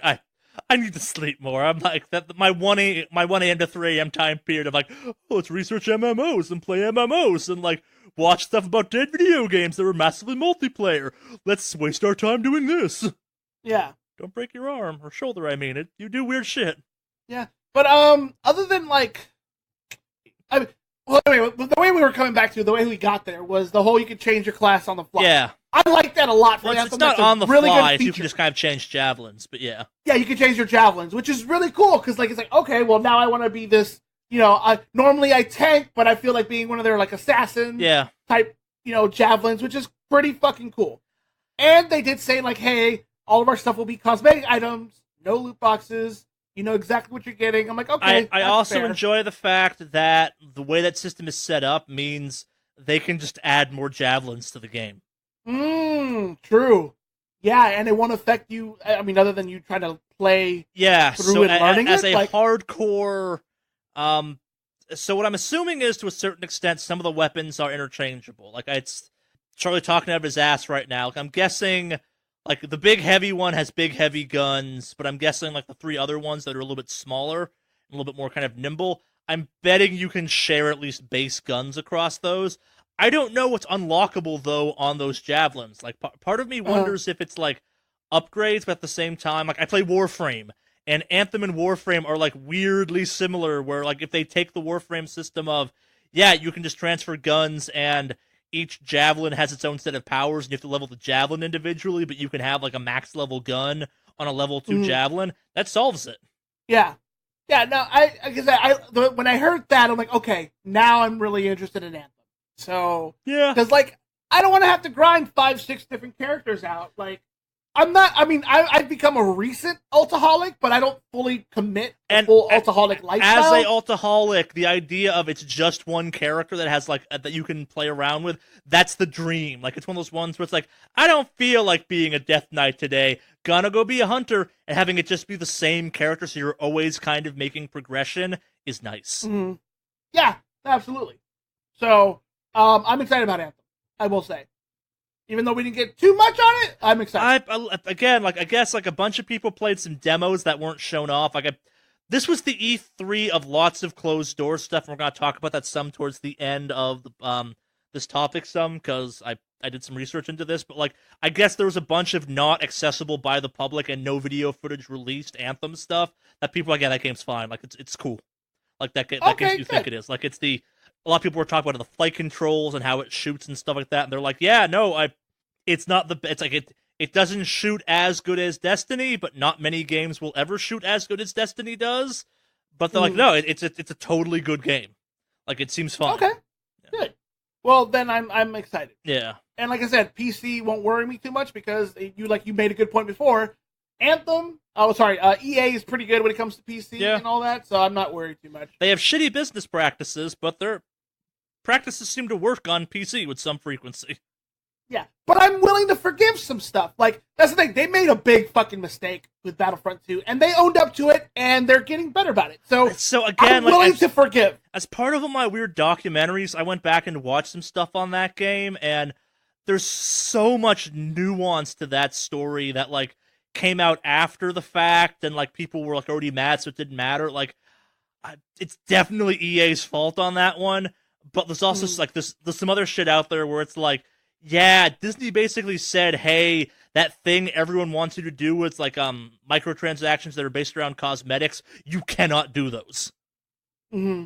Like, we will not let you do that. Like, that story has so many more layers than people ever remember it having that, like, again, EA fucked up. It's not an excuse, but, like, it's like, you can understand how EA wound up there. It's like, yeah, that was a perfect storm of other things going on, too. Like, again, it was shitty, but wasn't just that. Yeah. So, you got more on EA to say or no? EA, yeah. I kind of upset at what they're doing to Command & Conquer. I know they gutted fucking Westwood Studios a long time ago, but I'm pretty sad, I guess, with this mobile game, what they're doing. It looks pretty shitty. Little side topic on that. There was a clip, because I guess the late, what's his name all of a sudden? I can't remember. Cynical Brit, I believe it was him. He just passed away recently from cancer. Total Biscuit, there we go. Not Cynical. Yeah, he was also Cynical Brit, wasn't he? Yeah, that's right. Yeah. So, I guess his wife was watching the Command & Conquer stuff, and she made a comment that was kind of like, it's kind of dark, but okay. But she had said, like, I know this is going to be really dark, but I'm really glad that my husband's passed away so he can't see the fucking shit they're doing to Command & Conquer. So I was like, oh, boy. Okay, I got one thing to say to all of you people that have that reaction. Like, I get it, but also, I when's the last time you played a Command and Conquer game? I like Command and Conquer. Oh, I do I'm a big too. fan of Riddler 2. I played it. Well, if they can get it to work better on PC now, because I guess it doesn't run so well on like newer PCs. But like, if I could, I would play it. I liked Command and Conquer 2. That's one of the games I used to do at LAN parties at my friend's place. We'd get together and we'd fucking play Red Alert 2 to like 5, 6 in the morning. Red Alert 2 is not this Command and Conquer. This is Tiberium War. This is Kane! Brotherhood of Nod shit. That's the real Command and Conquer. Kane lives. Red Alert 2 is great. It doesn't have Kane. No, it has Yuri instead. Yuri. Kane is better. Kane lives. I'm sorry, you're just wrong on this one. No, you're wrong. Red Alert 2 is the shit. Alternate reality timeline with fucking... Red Alert 2 is great. Red Alert 3 is great. All the Command and Conquer stuff is great in its own way, but anything that doesn't have Kane living in it is slightly worse than stuff that does have Kane in it. It's still great, but it's like, no. You know how you make Red Alert better? You put Kane in. You make Kane show up and be like, I am here! I am Kane! Alternative timeline, bitches. Peace. Yuri's a better villain. Anyway, moving Kane's on. Not a villain, he's Jesus. I like Yuri as a character more. He was like nice and evil. I will say though, one of the things I do miss about Command and Conquers, were the like real life actors they used to bring into cinematics. FMV is the shit. Do you not know who Kane is? No, I don't. I've never. You need to go and so I keep like I'm giving people homework this week. Like you need to go and look up all the fucking FMV shit for Brotherhood of Nod for the Command and Conquer games. Like I'm not saying Yuri's not like the Red Alert games are great. The FMV stuff for those games is great. Like in Command and Conquer and Red Alert 3 when you fucking had George Takei, or I think it was George Takei, right? I'm not sure. I think it was him that was the head of the that was the head of the Japanese army. Like that was such a good fit. Like those games are the reason I love FMV, but then you have Kane, Jesus of the Brotherhood of Nod, who like fucking dies every game and comes back to life, and it's always Kane lives, and like you played enough of those where you were like, so when's Kane coming back? And then Kane comes back and he's like, brother, Kane needs you, and you're like, fucking yeah, Kane! For Nod! I'd live for Kane, bitches! I'll have to check. I love FMV games. It's an FMV game we were going to get to eventually in Let's Plays that the entire game is FMVs. Like we have that Night Shift game on the channel. That's an entire FMV like Telltale game. I as someone who truly loves the horrendous FMVs of the 90s and 2000s, not because they were bad, but because like they knew what they were and just fucking like leaned into that shit. Like there is no Kane as far as I know, or not Kane in the true Kane way in the mobile game, and that's what that game is bad. The reality is like the game's not bad. I've played some of it. It's a little bit weird, but it feels Command and Conquerish enough where it's like, this isn't what I wanted, but I'd rather this than no more of this. And like, but my issue with that game is they have a still like painted image of Kane, and I'm like, it's not the same. He's not rising from the grave. There wasn't an intricate plot to kill him that succeeded, and then because he's Kane, he comes back with like a cyborg face that's just like a fucking frisbee made of metal they bent to match the dude's face, and he pulls it off, and he's actually human underneath because Kane lives. Do you really like this Kane guy? Kane is one of my favorite video game characters of all time. Like, in a game that was all about kind of making that, like, cheesy, like, cringy, like, you know that one character in a movie that, like, or a TV show that acts so much better than that thing deserves, and, like, everyone around them just looks like shit compared to them, but you start watching for them just to chew scenery every episode? That is me in Command and Conquer. Like, in some ways you play, like, the Command and Conquer campaigns were always kind of fun, like, those games were great RTSs. I am sad we're not getting a real Command and Conquer sequel in the same way, but my love for those games was never about those games necessarily. It was about Kane. Like, those FMVs were great, and Kane was the best part of it. Like this is on par with like if you had some like shitty high school production and then you dropped like multi-award winning like Tony, like just like if you put fucking Hugh Jackman in a high school version of Fiddler on the Roof and gave him like a main role but maybe not the mainest of roles and made him kind of a bad guy and just said fucking act as hard as you can, that's what Kane is. Mm-hmm. Where it's like, man, Kane is Logan. Where that movie is far better than any of the Fox movies involving X-Men should be, and it's like, man, this is actually a movie. Kane is like, man, this guy's actually a character and not some like two-dimensional FMV bullshit. But enough about Kane. He lives, he walks among us for nod. So just Kane lives. I'm gonna have to look this guy. You do. You really do. Like if I was making a list of like the best characters in video game history, Kane comes in top 5 easy. Alright, I'll look him up then. Oh, there he is. Kane, man. Not now. You don't have time to appreciate all of who Kane is right now. But yeah, I sorry to rewind to the actual E3 pertaining thing. Like, I understand the outrage on it. Like, it sucks. Like, a new Command & Conquer would be great, but at the same time, like, the mobile game's not bad. It really isn't. It's kind of fun. I've heard some. Well, I haven't even had a chance to play. So that's the issue. I think a lot of people are like, it's not fucking real Command & Conquer. And I'm like, it's not, but the game's like, as someone who was forced to play a lot of mobile games lately and now understands, like, the real difference between a good and bad mobile game, like, that game's not bad. It's not great, but, like, it's not as bad as it could be. It's actually kind of fun. I want to give it a shot. I want to actually play it. I got into kind of that test thing they were going for, and I'm like, this ain't bad. This is fun. Mm-hmm. I'm enjoying my time with this. Like, I could see myself playing this if I had a broken shoulder and couldn't play real video games. And I am. I definitely want to, give this a go. So maybe at some point when I play it, we will discuss this. But yeah, and then I'll eventually play Kane and get involved in that, and we'll go from there. Yeah, yeah. So I think as far as EA goes, I don't have anything else in particular. No, that's about it, really. EA was EA. Like, they brought the robot out on stage, and he was robotic, and they all were like, ugh. Then they showed Yarny, too, and we all were like, oh, EA has a heart, and it's called Yarny. Or that one indie game they bring out once a year. It'd be like, look at it! Look at our soul! We stole it from a homeless man. Actually, speaking of their indie games, I did like Sea of Solitude. That looked kind of trippy. That looks cool. Yeah, that game looks real. That game looks real cool. Yeah, I kind of like that one. Yeah. Unravel was Unravel. I mean, that's cool, I guess. But the first one was cute. There's not much more to say about it. I'm like, yay, this is a game that's good for your soul.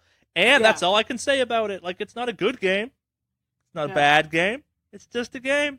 Yeah, but like I said, I like that Sea of Solitude. Yeah. Oh, that the graphics for that game look. I don't know what that game is, but it's like, I find it intriguing. And it's weird saying that off. Like, it's like Anthem's like, okay, that looks cool. Like, this game's like, this is EA. Like, did they kidnap an artist by accident? Like, did he wander into the EA building and they're like, you can't leave. We own you now. Make us a video game and then you can leave. And he's like, or I think it's a she actually. She's like, help! I got this game where you're in a flooded city and like maybe you're a ghost or something. Make it so to appease EA. It's okay. That forced multiplayer game did weirdly good for us. Okay. Kane lives. And now we bring it all back. We're at full circle. Yep. That was the biggest issue with the EA press conference. They didn't lead into Command & Conquer with Kane coming out and announcing he was coming to mobile. That was the... I need to fucking stop talking about this, because now I'm mad there's not new Kane out there for me to enjoy. Microsoft. Let's see. Microsoft. They had that Halo. They did have the Halo, which they just showed off the fucking trailer thing, and I was like, okay. I love how, like, I think the general consensus on that, me included, like, I'm watching it going, like, is this Halo? Deer walks by, oh, can't be Halo. Master Chief, I'm like, yeah, it was Halo. Yeah, yep, like, Halo. Okay, that's Halo. I did like the little trolliness they did with Gears of War, where they had, like, little Funko figures first. I love that. What the fuck is this shit? I love that 3 Gears of War things got announced at E3, announced kind of all at once right after each other, and they started off with fucking Funko Gears of War, and I'm like, well, this looks terrible and bad, and then it was like XCOM Gears of War, and I'm like, well, this looks awesome, and then it was Gears 5, and like, it had the same thing going on where I'm like, it had some stuff in it where I'm like, I need the equivalent of Marcus sitting in the dark in this game, and the trailer had it, and I'm like, yeah, they understand why I play Gears at this point! Yeah. I need my old man Marcus being like, back in my day, we were better than you shits. What else did they have? Obviously we'll get on to the big ones, like obviously Cyberpunk and all Yeah, that. I want to talk about. I want to lead through a few of these because I kind of enjoyed a little bit of Forza. Microsoft stuff. Yeah, Forza. I gotta say, I was really impressed with what they're doing with Forza. I'm not, because it's Forza. Like every year a new Forza comes. It's either Horizon or the like traditional racing game, and every year it's like, oh yeah, that's visually impressive. They're doing something they're doing cool tech. I just don't care about Forza. I'm impressed about the cool tech. Like, not so much the racing, because it's racing, yeah. and like, it's fun, I get it. Like, it has a little bit for everyone. You want to make me care about Forza? You make it Forza Burnout. But like, the stuff like, the world changes depending on the weather, for sure, is a big one. Especially when you can race over the lake at some point, because now the lake's frozen, so you can drive over it. Yeah, that's neat. That's Levolution, but it's also not, like, rapid the way they were showing it. Like, the more they dug into it, the more it's like, oh, okay, yeah, this is cool, but not as cool as it could be. Yeah, I like the open worldness of it. I like the, that's been previous games. Like, that's what Forza's been for a while.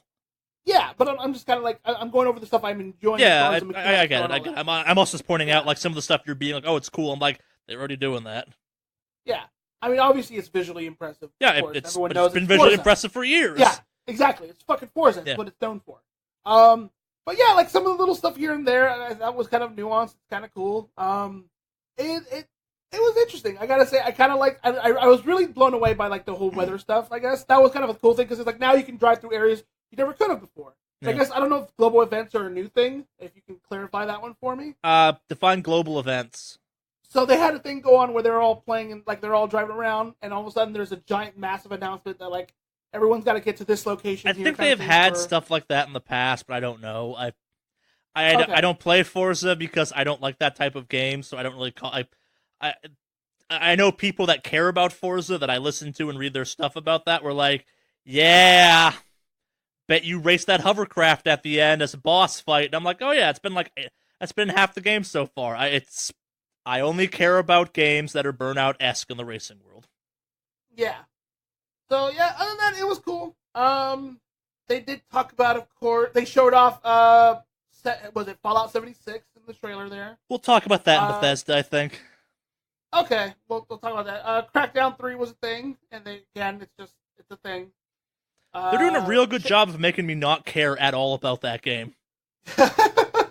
Like, every time they show that game, I care half as much as I did previously, and I don't know why, because, like, it looks better every time, but it's like, whatever. Yeah. What else? That Sekiro Shadows Die Twice, basically it's... Yes, that's not exclusive. Sekiro. Yeah, that's not exclusive to them though, I don't think. Yeah, but they showed it off on the Microsoft. It looks cool, yeah. It looks fucking cool. It's made by the Dark Souls guys. Yeah. I suspect Dark Souls fans are actually going to be very angry about that game. Really? Why is that? So, at least some of the stuff I've read and some of the stuff they've talked about that post, that a reveal of it is, that is not a Dark Souls game. That's not a Bloodborne game. That's closer to a Ninja Gaiden game. Like, the death mechanics are different. Your character isn't custom. It's kind of like a set story and stuff like that. It's a very defined thing. It's still hard, but like hard in the same way that like Ninja Gaiden was hard and punishing, or like old school Devil May Cry cranked up, or Bayonetta can be hard when cranked up kind of thing. Like, I think it's an open world game still technically. It's got like an interconnected map and you can kind of go around and do stuff, but it will not have a bunch of the stuff Souls people go to those games for. Okay, well, I liked it. It looks cool as shit. I'm not saying it's not cool. I'm just saying, like, I think that like, the community that's the most excited about that, it's like, oh, it's Samurai Souls. No, it's not. Well, I still, for one, would like to give it a shot. Oh, yeah, no, I'm totally going to play that game. Like, based on what they've actually been saying about that game, I am more excited for that game than I've ever been for a Souls game. Obviously, we already mentioned Halo, Gears of War, Forza. Battletoads. Battletoads, I thought that was kind of fucking cool, I gotta say. They're actually bringing it back, which is kind of fun. Yeah. If anything, for the memery, I guess. I mean, sure. They own the rights to it. They might as well fuck around with it. Yeah. So. They announced that Sea of Thieves stuff. Oh, yeah, that, Don't care. Yeah, I hate to say it, but I kind of don't care. Yeah. But, Devil May Cry 5 looks shitty. Yeah, no, that looked like Devil May Cry. Maybe it's just because it's the cinematic and they didn't really show gameplay, did they? I think they showed some, but I'm just happy we're getting Devil May Cry and not Devil DMC again. I don't know. I liked both games. Like they're different enough. I'm kind of whatever. I just like Devil May Cry. Yeah, I wasn't too impressed with it, to be honest. Like I'm like, man. It had the right attitude, and maybe you're not like me, where you're watching that entire trailer going, I can't tell if this is Dante or Nero. And then at the end, when fucking Dante shows up with Sephiroth hair, I'm like, yeah! Well, you know it's Nero because he revs the fucking blade up. Yeah, but it wasn't clear what the hell was up with Dante at that point, or like if now Dante could rev his sword. Because Dante showed up like halfway through the last Devil May Cry game, too. Okay. Well, who knows? Yeah. It looked alright. I wasn't too impressed with it. But then again, I kind of tend to give Capcom more shit than most people nowadays. So maybe it's that bias, I guess. What else? Nier looked like Nier. Yeah, Nier looked like Nier. I think the best thing I ever heard someone say about that announcement was, I can finally recommend the Xbox One again because, I couldn't recommend a console you couldn't play Nier on. Yeah, Which fair. When they said that, I'm like, yeah, they're right. Yeah. I think, well, let's just talk about the biggies then. Obviously, they showed off Kingdom Hearts. Yeah, but the best version of that was shown off in PlayStation, so. Yeah, because I guess they also revealed the Pirates of the Caribbean area, so that's kind of cool. So, hey. Yeah, it's coming. Yeah. So what you might have missed is that, like, a bunch of the exclusive stuff that they were showing off was, like, EA's, that's not EA, Microsoft went out and bought studios. Oh, yeah, that's the thing, too. They also announced they own a lot of studios now. Like, they just bought up 5 more, I think. They solved the exclusive thing by buying studios. Hey, that's capitalism 101, baby. Yeah. No, and I guess, like, the biggest takeaway from their press conference was, well, the second biggest, I guess, was, hey, all the, like, exclusive stuff we're talking about is coming to Game Pass, which means that Game Pass system is now kind of, okay, maybe this is a real thing we should care more about. Yeah. What? Well, I guess we could talk about Cyberpunk. Yeah, let's talk about it. Cyberpunk looked pretty fucking cool. Cyberpunk is the best thing that was at E3 this year. Yeah, it looked pretty good. I want to fuck with that for sure. Cyberpunk is the best thing that was at E3 this year. I typically watch, like, the trailers I like a couple times. I think I've watched that trailer at least once a day since it popped up. Because fucking yeah, and so we'll talk about this again some later, but I guess there was like a 50-minute demo of that game that happened behind closed doors at E3 that everyone who left it was like, oh yeah, so the best thing here is Cyberpunk. Yeah, well, that's the problem. It's fucking CD Projekt Red. Cyberpunk's logo is better than some of the other games that were shown off there. That's true. That logo looks fucking great. They didn't announce a release date, did they? Nope, they got nothing except, like, I guess one of the guys from CD Projekt Red got out there and was like, be fucking patient already. Like, it'll be done when it's done. Witcher 3 was good. We like this game more. Like, we're really happy with this game. Yeah. Like, and you know what? I can agree with that. Yeah. Oh, the other kind of big one for me, they announced they showed off more of Metro Exodus as part of the Microsoft one. Oh, yeah, that's right. They showed and as someone who loves Metro Exodus, that was cool. Or who loves Metro, I'm like, yeah. Shadow of Tomb Raider looks kind of cool. It's Tomb Raider game. I'm kind of copying some other things people have said prior to this, but I agree with it and had the same thought. Like, having that and Last of Us shown off in the same press conference, in the same E3 that close to each other, man, does that comparison make Tomb Raider look weird. Because they are kind of similar games at this point, and like tone-wise and attitude-wise, they are very different. And like Last of Us's trailer was like uncomfortable to watch. There's like a cold mechanicalness to the Tomb Raider game. I'm gonna play this game. I love those games, the kind of reboot of that. But like it makes it weirder. I'm like, yeah no, this is, okay. Yeah. Is that all we've got for EA?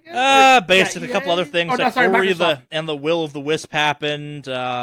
That looked really fucking visually stunning. But then again, Ori has been a visually stunning. It's a beautiful game. Yeah, it's Ori. It should be beautiful. Like the Division 2 got announced, but we'll talk about that as part of Ubisoft because that's their game. Like there's DLC for Cuphead. So.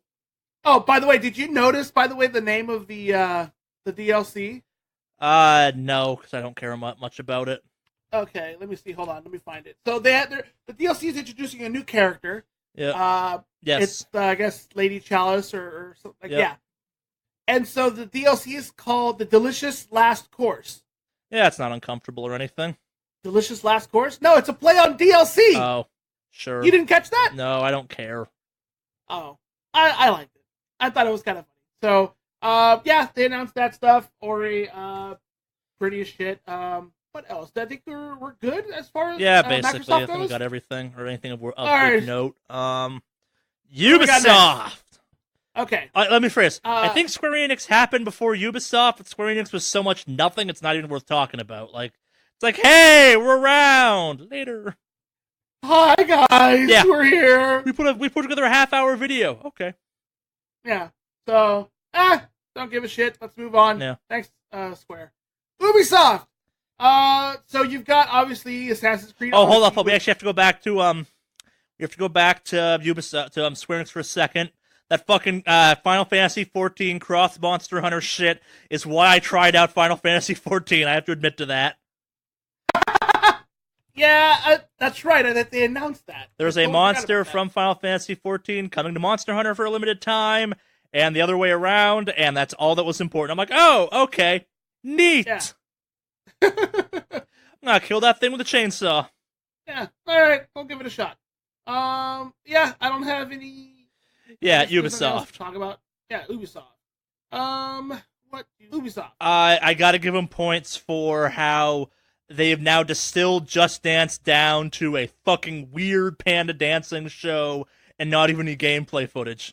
For which one? Just Dance. They started off with that marching band that came in with a panda in it. It's like, oh yeah, Just Dance is happening again. Neat. And they didn't show anything of the game. No like awkward demo, just like their weird, quirky panda band thing. And you're like, I can appreciate this. Yeah. Okay. Don't really care about this. You got Assassin's Creed Odyssey, which that looks like an Assassin's Creed game with a Spartan kick in it. So yeah. Yeah. Let's see. They had Rainbow Six Siege stuff. Yeah, and that's just hey, we're still killing it at this, and I'm like, yeah, you are. Yeah, you are. Yeah, no, y'all doing good. Yeah. Yep. This new faction coming to For Honor, which I think is pretty cool. Oh yeah, what is the new faction? It's the Burning Empire, the Empire of Fire, the Marching Fire. Marching Fire, yeah. It's the ancient China army essentially, and it looked cool. Okay. Lu Bu is there. Obviously, I guess they also announced things like Trials Rising, the Mario plus Rabbids Kingdom Battle Donkey Kong Adventure. It's DLC for the existing one, I think. Okay. Skull and Bones, I guess, which is their. They showed off more, and it's like, yep, that's that is indeed a video game. Yeah. Let's see. All right, what else are we gonna talk about? That's not fair. That game's kind of cool. Yeah. I'll play that game. We talked about the For Honor. I guess there's a Star Fox DLC coming out for Starlink. So do you know what Starlink is? No. Starlink is Ubisoft's kind of games to life game that you like have a ship, it goes into your controller, and you snap shit into it, and it makes the ship upgrade in real time. And the game, I guess, is okay even without that, but it's also fucking coming with like a Star Fox mode to it. So that's a thing. Only on the Switch though. The Star Fox stuff only works on the Switch. Okay. Like that was neat. I guess like there wasn't a lot of VR, and I guess Transference VR was one of the things they announced that for Ubisoft, because I don't think I saw that. That VR was last year too, I think. Was it? I think I remember Elijah Wood being there last year. Oh, okay. So I guess other than covering that, let's talk about the biggies. So, Beyond Good and Evil 2? Yeah, I should put that in the news actually. They showed more of Beyond Good and Evil 2. And here's the running Uh-huh. theme you should pay attention to. There again was like about an hour behind closed doors demo that no footage has been released for. They answered a lot of questions about that game that people have said, okay, that game seems interesting, but also if you were thinking this was going to have anything to do with the original Beyond Good and Evil, go fuck yourself. Yeah. Huh. Yeah, no, I saw it. It looks a little interesting, I gotta say. I don't think they showed any actual gameplay. They did show, Nah, I guess they had a cinematic and that was it's that. conceptually it's a video game. Yeah. So that was a thing. Other than that, Oh, The Crew 2? yeah, who fucking cares? Yeah, no one cares. Let's move on from that. All right, I guess let's start with Assassin's Creed No, Odyssey. we gotta go back to Beyond Good and Evil for a second. So, Okay. did you catch the announcement that they're crowdsourcing the art for that game essentially? No, what? Well, so as a fan of Beyond Good and Evil, you can go to a website and you can upload art, and they're gonna put it in the game, and that's caused a whole shit show. Oh, of course. I've already uploaded the majority of Xbox Live avatar icons to it, so I'm Good. part of the problem. I'm glad you're doing your parts there. I'm just uploading kind of marijuana leaves and pictures of boobs to it constantly. Okay. Well, Yeah, Division 2 though. okay. So, Division 2. I'm fucking stoked. It's the Division as far as I can tell. Yeah. I like their gameplay trailer. It looked pretty smooth. I like all the new toys they're fucking around with. I need to fill the void that Destiny 2 has left behind. You could just play Destiny 2. Like, they fucking killed Cade 6 in that trailer. I saw that. That made me want to play Destiny 2. I'm still not 100% on board with them right now. It's too fresh. The wounds are too fresh. I don't disagree with you. I also, like, my biggest issue with the Division is how many bullets enemies take to drop in that game, and that trailer definitely showed off enemies taking too many bullets to drop. Well, those were the elite ones. So No, they're not the ones that I'm talking about. Oh. No, they were... Well, from the trailer I saw, they were respectable. I am curious to see what that game is like. I will definitely be buying it because it is a game I find interesting and a type I like, but I don't know. I don't have the faith a lot of people have on that one. Like, that was like, yeah, it's more the Division, and what I liked about the Division was very specifically things I don't think they've fixed. Mm-hmm. Or things like, oh, it's part of the game, and I'm like, that's a bad part of your game. Well, I mean, I've been playing the Division recently, and I have to say I'm happy with where it's at, Fair. like where I'm at. So if it's similar, I'm okay with it. Yeah, and I haven't gone back and tried it because I'm trying to give Division 2 kind of as much of a, hey, you're a new game as I can. Yeah. Okay, well, that's fair. But, yeah, I guess Division 2 is coming out March 15th next year? Yeah, I think so. Looks like? Yeah, that's what we've got for release date for that. So that'll work, and it's got the episode stuff lined out they talked about as well. Yep. I guess now Assassin's Creed Odyssey? We touched on it, but yeah, it's the furthest early on in time Assassin's Creed. You can play as a man or woman. If you're a man, you can romance the dudes. If you're a woman, you can romance the ladies, if that's what you're up to. I only know this because a bunch of religious people I know of on Facebook have been upset that there's gay stuff in a game based around Greek culture. What? Did you know that a game that takes place in the BC time was built on a Christian society that would have killed them for being gay? What? You know what BC stands for, right? Yes, before Christ! Yeah, I've had some fun with that one lately. It's been like, really? This is where you choose to draw the line? Like, people are fucking stupid. There's no hidden blade in this one. You are Leonidas's son and or daughter, and you've got like the Spear of Leonidas, which isn't even a fucking spear. It's like a weird sword thing with a long handle on it, and there's boats, and there's like big battles, I guess, and you got power moves, and I really think they need to stop attaching the word Assassin's Creed to these games. Uh-huh. Like, I'd be down with, like, Spartan, the game that was just this game. I'd be like, oh, that seems cool. But the fact it has Assassin's Creed in its title makes me go, oh, I don't want to play that. Yeah. Which isn't fair, but I don't care about Assassin's Creed anymore. Like, it's not a fair thing to say. Like, you could have, like, the cure for cancer. It's like Assassin's Creed cure for cancer. I'd still would be like, I don't want that. Yeah. Fix Charlie's shoulder instantly, Assassin's Creed. I'd be like, this pain's not so bad, it turns out. How much animus is in my cure for my shoulder? Oh, it's a very minimal part. That's too much. The answer is any is the wrong answer. Mm-hmm. Yeah, no, I'm not. I don't care about Assassin's Creed. I stopped caring about them a long time ago. Yeah, if you're a fan of, I guess, Origins, this game looks like it builds on that structure a lot. It's got some cool stuff. I'm not gonna lie, the fact that trailer ends with a Minotaur, I'm like, yeah. Why isn't this just Spartan the video game? Yeah, no, I mean, I guess if you're into that timeline, yeah, cool, check it out. Yeah, I'm curious to hear what some people think about this one, because like I'm burned out on Assassin's Creed, honestly, but I'm curious to see if anybody has. We talked about this a bunch last week. Yeah, they keep being well received, and I guess like the people that care about Assassin's Creed still are like, that last one was real good, and I'm like, it was like a Counter-Strike or a Far Cry, and they're like, yeah, kind of, and I'm like, you had homing arrows, and they're like, shut up, and I'm like, okay, they seem excited about this one too. Yeah. All right. Well, I'll allow it. What else?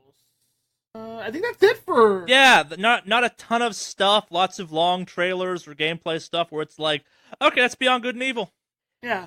Okay, that's Assassin's Creed. Okay. Yeah. So who's next on our list? I guess that I want to briefly mention the PC gaming show just because, like, I actually watched all of it for the first time this year and it was good. It was solid. Okay. They showed off exactly how much weird ass shit comes to the PC, and I'm like, I appreciate this. Next up is Sony. So next up is oh god. First of all, can I say it's fucking weird? They did this whole thing in a weird church replica? They didn't do it in a church. It was just that first part. Okay, they made everyone physically stand up and move. Oh, that's fucking weird. They do a lot because they also had a lot of the live performers do stuff there, like the banjo and the fucking didgeridoo or some shit like that. You racist piece. No, it's a Japanese flute instrument. Okay. That is not a didgeridoo. I just didn't care for it, so it's not for everyone. Wind instrument. I personally love that instrument because it takes like decades to master and get sounding that good. But I understand. But also, did you see that samurai game? Oh yeah, what was it? Hold on, Ghost of Tsushima? Yeah, something like that. Tsushima. Yeah, that game looks rad. Fuck yes, it does. Fuck yes, it does. Oh yeah, I was watching some of those, some of like the interactions and all that stuff. Was it Sucker Punch? Yeah, Sucker Punch is working on that one. Yeah, no, that's what they've been up to. Yeah, that looks fucking. I feel bad that I'm like one of those people that like don't care about The Last of Us. So it's like The Last of Us. I'm like, looks like The Last of Us. Still don't care. Yeah, I thought that first one was cool, but not this cool. Spider-Man looks solid. Like that looks. Spider-Man looked like a Spider-Man game should. Yeah. So that looked pretty fucking cool. Obviously, they had Neo 2. They talked about that. Yeah, I don't think I'll buy Neo 2. I enjoyed my time with Neo 1, but also I think I need a break from the Souls games. Like that the Shadows Die Twice thing I think is gonna be more up my alley, where it's like it's hard but not in the style of that game. That new Remedy game came out. I was shown Control. Like so again, there was a behind closed doors demo of that game, an explanation further of what that game is, and that game sounds nuts. It takes place like so you know at the end of the first Indiana Jones movie, that warehouse? So basically the game takes place in like the modern day version of that, where like some ghost demon thing gets released, and it's like, yep, yeah, you gotta put it back in the box, and it's gonna run havoc here. Why? We keep all the paranormal shit here. Yeah. Looks cool though. Obviously they talked about Kingdom Hearts. Yeah. Showed off. That's the one where I think that's the one where they actually showed off the trailer with Captain Jack And yeah, so Not the first time it's been in the video. Not the first time it's been in Kingdom Hearts, but yeah. yeah, so that's cool, I guess. Resident Evil 2. Did you see that trailer for that one?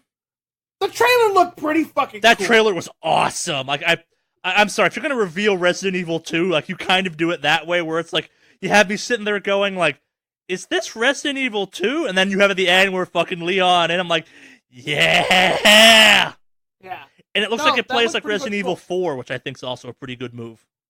Yeah, so I'm sure Jeff out there is Yeah. super fucking stoked, if Yep. he ever makes it out of the Amazon from his adventures. So That- he'll be happy to hear that Resident Evil 2 is coming back with that Yep. head style. So let us know, Jeff. Yeah, it looked pretty fucking cool, I gotta say. But I'm kind of a little bit indifferent, and this is why, like, they're just kind of pulling back a lot of old stuff and redoing them. But, I don't like, know, man. That game had a lot of work done in it. Like that's a totally different game at that point. Yeah, I mean, there's a lot of stuff they've done to make it. It looks good. I'm not taking away from that at all. But like, we all know what's going to happen in Resident Evil 2. Yeah, I guess is my point. I guess like, but at the same time, I go to a Marvel movies knowing how they end too, and that doesn't stop my enjoyment of them. Yeah, but like, it's if there's somebody remade the exact same movie. I'm sorry, I've Comic seen adaptations I- to movies are different. I've seen all 3 Iron Man movies. They're basically the same movie. No. I saw Civil War and Avenger and fucking Winter Soldier, kind of the same movie, and Avengers. I don't think you're not. I think you're not giving kind of how fresh that packaging of that story is. Okay, fine. Titanic being one of the highest grossing movies of all time is the best proof I got against your statement there. What Titanic? Well, because it really was the main focus of the movie wasn't them. I'm fucking, sorry, the boat like, dying. sinks. Yeah, the boat sinks. It's not like that's the main focus. They tell a whole story around it. People don't watch that to be like, that's a good sinking boat right It's there. like They you're watch saying it. the journey is important, and since this is a totally different game from a gameplay standpoint, the journey will be different. The journey is going to be pretty much the same. It'll It's hit the same plot story. points, but plays totally different. No. Are you saying no. Command and Conquer and the Command and Conquer on the phone are essentially the same thing because they feature the same characters, Alex? No, it's absolutely a different game. Okay, so same point here. I'm just not interested in playing. That's fine. Yeah, I actually will play this one because I like Resident Evil 2 and it's got Resident Evil 4 controls, it looks like. Yeah, well, I'm saying I'm not knocking you for Yeah. it. I'm just saying, like, it's more of a remake. Like, in a sense. Like, okay, let me clarify here. I get that they're revamping the controls. I get that they're redoing some of the stuff. I'm not sure you grasp how big a deal that is, actually. I guess we'll agree to disagree. Have on you that ever one. played Resident Evil 2? I have, actually. I've beaten Resident Evil. Those controls are bad now. Well, yeah, the original fucking Resident Evil controllers were pretty fucking Like, clunky. that's why that remake of that one was such a big deal, too. It was playable by modern standards. The fact that it looks like they just fucking remade that game from the ground up for 2 is pretty cool. Uh-huh. Like, Well, it's I the mean- Final Fantasy remake stuff, where it's like, why? Except because you can, and if you do a good job, I'll get excited about it. Yeah, I mean, maybe it's because I how can I phrase? Like, Final Fantasy VII is... You like Final Fantasy VII, that's why it's okay. I do. That's the And would I difference. like You the don't like remake? Final Yes, Fantasy... but I'm not... You don't but- care enough about Resident Evil 2 for this to be cool. It's as simple as that. Like, it's a totally fair reaction to have. I'm just calling you out on the fact that it's like, no, you don't care about this game. That's fine. Here's the thing, though. The Final Fantasy remake is exactly that. It's a fucking remake. I know that. Yeah. Like, that's the difference. Like, this Resident Evil 2... It's you're also a giving it more- remake. Yeah, it's a remake, but you're giving it more credit like it's a, oh man, this is totally fucking new. Like, no, it's Resident Evil 2. I suspect you'll have more different combat than the Final Fantasy VII will. That will have... Well, Final Fantasy VII is turn-based. There's only so much you can do with a fucking Oh, so turn-based they're combat. changing less about the game than Resident Evil 2 is. What? Resident Evil 2 has totally different combat than than that game's going to have. That we will have to see. No, they showed some of the combat. It looks totally Did different. they? Okay. Okay. It looks like well, Resident Evil 4. It's going to play like Resident Evil 4 as best I can tell, which is awesome. Okay, well then maybe it's just I don't give enough of a Yeah, shit about Resident Evil then. Nothing wrong with that. Yeah. Well, it looks pretty though. I'll give him that. It looks cool. Yeah. what else? Destiny 2. I mean, they announced that basically Yep, that Cade died real good in that trailer. Yeah. So it got me to play Destiny again. So yeah, and I guess was it they're doing that whole thing. Was it Destiny 2? Was it Forsaken will have exclusive PS4 content. Yep. Strike and Exotic, of course. Yep. But is also going to unlock old content. I'm hearing. Who knows? We'll see. Yeah. No, I'm a PC player, and this is not enough for me to get interested in playing Destiny 2. I'll stick with Division 2, and so that's where I'll put my money towards. Yeah, it's weird. Like, I'm not happy where Destiny is at this point, but also it's kind of like, I remember how good the change of Taken King was, and this is exactly what they're doing again, I think, and I'm like, man, I'm not going to buy Destiny 3, but I'm going to ride Destiny 2 into the ground, too, probably. Well, I know you're excited you can wield shotguns. Yes, I am! That's the so excited! Yeah, and I get that. You enjoy the shit out of that. I'm happy for you. I love shotguns in that game. I am not afraid to say it. Well, the shotguns mechanic is fucking great. I like the swords because they're cheap as shit. But so yeah, if you want to avenge Cade, Destiny 2 Forsaken is just for you. I'm gonna shotgun some shit for Cade. Probably the biggest news out of that entire press conference, though, was we maybe finally got gameplay footage of Death Stranding. Which, by the way, I'm still absolutely fucking confused about. Yeah, I think that's the goal. It looks pretty. I fall in the camp of I want to physically hold that game and not know what it is, but having like watched 100 hours of stuff about it, I kind of. There are so few mysteries left in the world of video games, really, because of the internet. I want to be able to, like, pick that thing up and start playing it and be like, what the fuck? I want that Dark Souls 1 feeling where a bunch of people, like, wimped out, like, this game sucks or whatever, but then those of us that stuck with it were like, do you know what Dark Souls is, actually? And then the rest of the world caught on eventually once we made guides for it and shit. Like, I want to be confused by a game again. Yeah. It's I like some of the game. It looks trippy as fuck. Looks weird. It's absolutely looks weird. Yeah, no. It looks absolutely fucking trippy fuck. But other than that, I mean, I guess the creepy baby shit is just weird for me. So do you know what the baby shit is?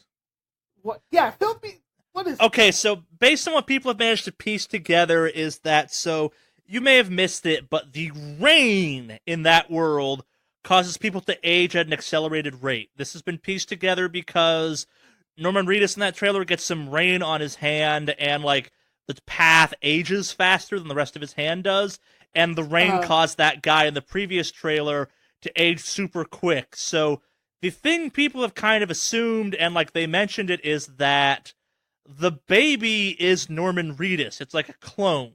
So like if the weird aging thing happens to Norman Reedus, then the baby will also then get like aged accordingly up to the right age, and that's your kind of continue mechanic. Oh, okay. Huh. And like there's some other stuff like that lady, like people are piecing together some weird stuff, like the weird zombie monsters, like the invisible monsters, like cause the woman in that trailer and Norman Reedus characters to break out in like rashes and cry and stuff. Like there's some like psychic presence to them, and someone mentioned something about how like if Norman Reedus' character dies, he'll come back because of the baby, but like that crater thing from that other trailer might be what happens in that case. Like, and he did pull a gun at one point, but it also appears like you'll be dodging those phantom things some, and like that lady ate that grub thing at one point. I don't know what's going on, but like as the pieces start to fall together, it's making a little bit more sense, but I still don't know what that game is. Like, and this other weird shit, like the lady at the end of the trailer who's like, "You don't recognize me." People are pretty sure is Norman Reedus' character's mom, because they both, like, she's the president of the United States though, or like whatever the fuck that world is, because they both have the same name. Like, it's Norman Reedus' character's like last name is Courier or something like that. Like it's not clear, but there's a bunch of like hints at like the water in that world will fuck you up, because like there's that river, and that river is obviously probably full of that aging stuff, and he's in that full body suit and he like falls into the water and a life preserver goes off, like immediately drags his head, the one exposed part of his body, above water. So the theories around that shit are getting interesting. Yeah. But and of course, in true Hideo Kojima fashion, I'm enjoying it. Like, I really enjoy this kind of like what the shit is this, and like every news outlet's outraged about like we don't know what this game is, and I'm like, neither do we. Yeah, nobody fucking does. Calm the fuck down. Yeah, like it's cool not knowing things. Yeah, I have to say I'm kind of okay with it. Yeah, I'm just enjoying the experience. Yeah, and I think everyone agrees on that. Yeah. Else.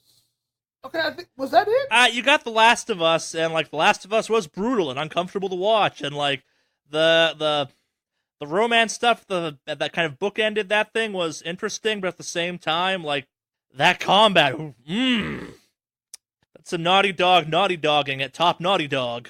The combat looked pretty cool. Yeah, you didn't like it? Oh no, it looked good, but like Naughty Dog's like okay. It's like the animations, just how brutal it was, like all the stuff that was going on, like that's Naughty Dog at their finest. Being like, look at the shit we did, and you're like, yeah, you're pretty good at this. you make some video games that have very impressive combat. So yeah, no, Last of Us looks pretty fucking cool. Yeah. The trailer was a little bit interesting to watch. I just wish I cared about The Last of Us. Yeah. Well, I think you're having the same reaction I had for Resident Evil 2. It's just like, it looks cool, but like I just don't care enough about that. Like, I'm not saying the first one's a bad game. I just did not love the first game anywhere near as like I did not emotionally connect to that game in the way the majority of the world did, and I don't like zombie games still. Like we didn't talk about it, but like the Dying Light 2 got announced, like that parkour zombie game, and the fact that there are way less zombies in that one than the first one has me going like, maybe I could get into that one, because that game was cool, but zombies. Yeah, no, Dying Light 2 I think is very much more about the post, I guess. I mean, there's still zombies, but they like, come out at very night. Much, yeah, but during the day you've got to deal with the real monsters, humanity. Yeah. I guess some other stuff worth talking about that was cool. The Call of Cthulhu had some gameplay demo and some a trailer and shit, and that game looks trippy as shit, and I think me and Jeff will be big fans of that. I guess the Spyro Reignited kind of re-release trilogy was out there, and yeah. Oh, we should talk about Nintendo before we get into this. Yeah, let's talk about Nintendo then. They got Smash Bros. What? They got Smash Bros. Everyone's coming except Snake's ass. It's a separate character. Yeah. Yeah, that was kind of funny. I love the idea that they're bringing fucking everyone back. Yeah. Literally, you come back, you come back, you come back. Yeah, it's cool. Yeah, I gotta say, this was really in true Sakurai trolley fashion. Because everyone's like, well, who's getting cut? Who's making the roster? It's like, no, just everyone is coming. Everyone. And so that was kind of funny. And then on top of that, they're like, oh, and by the way, Ridley. You know that one character you guys said could never be there because he's way too big. Guess what? He's in the fucking game. So that was kind of cool to see that happen. So Ridley is now a new character. I guess he's along with the Inklings. They are the two new characters for Smash Brothers Ultimate. So yeah, I don't know if you watched all of that stuff. With that, I did. They're really much kind of touting this a little bit more as a fighting game. I feel like no, it's a Smash game. Well, it's a Smash game, but they're introducing some interesting mechanics. No! Don't you dare take this away from me. They're introducing some really interesting mechanics when it comes to the game itself. Like they're adding punishments for trying to spam certain things too much. They're bringing back some of the wave dashing stuff. They're adding some other little nuances to the actual mechanics of the way it plays. So it is a new Smash game. Yeah, but I feel like they're embracing a little bit more of the fighting game.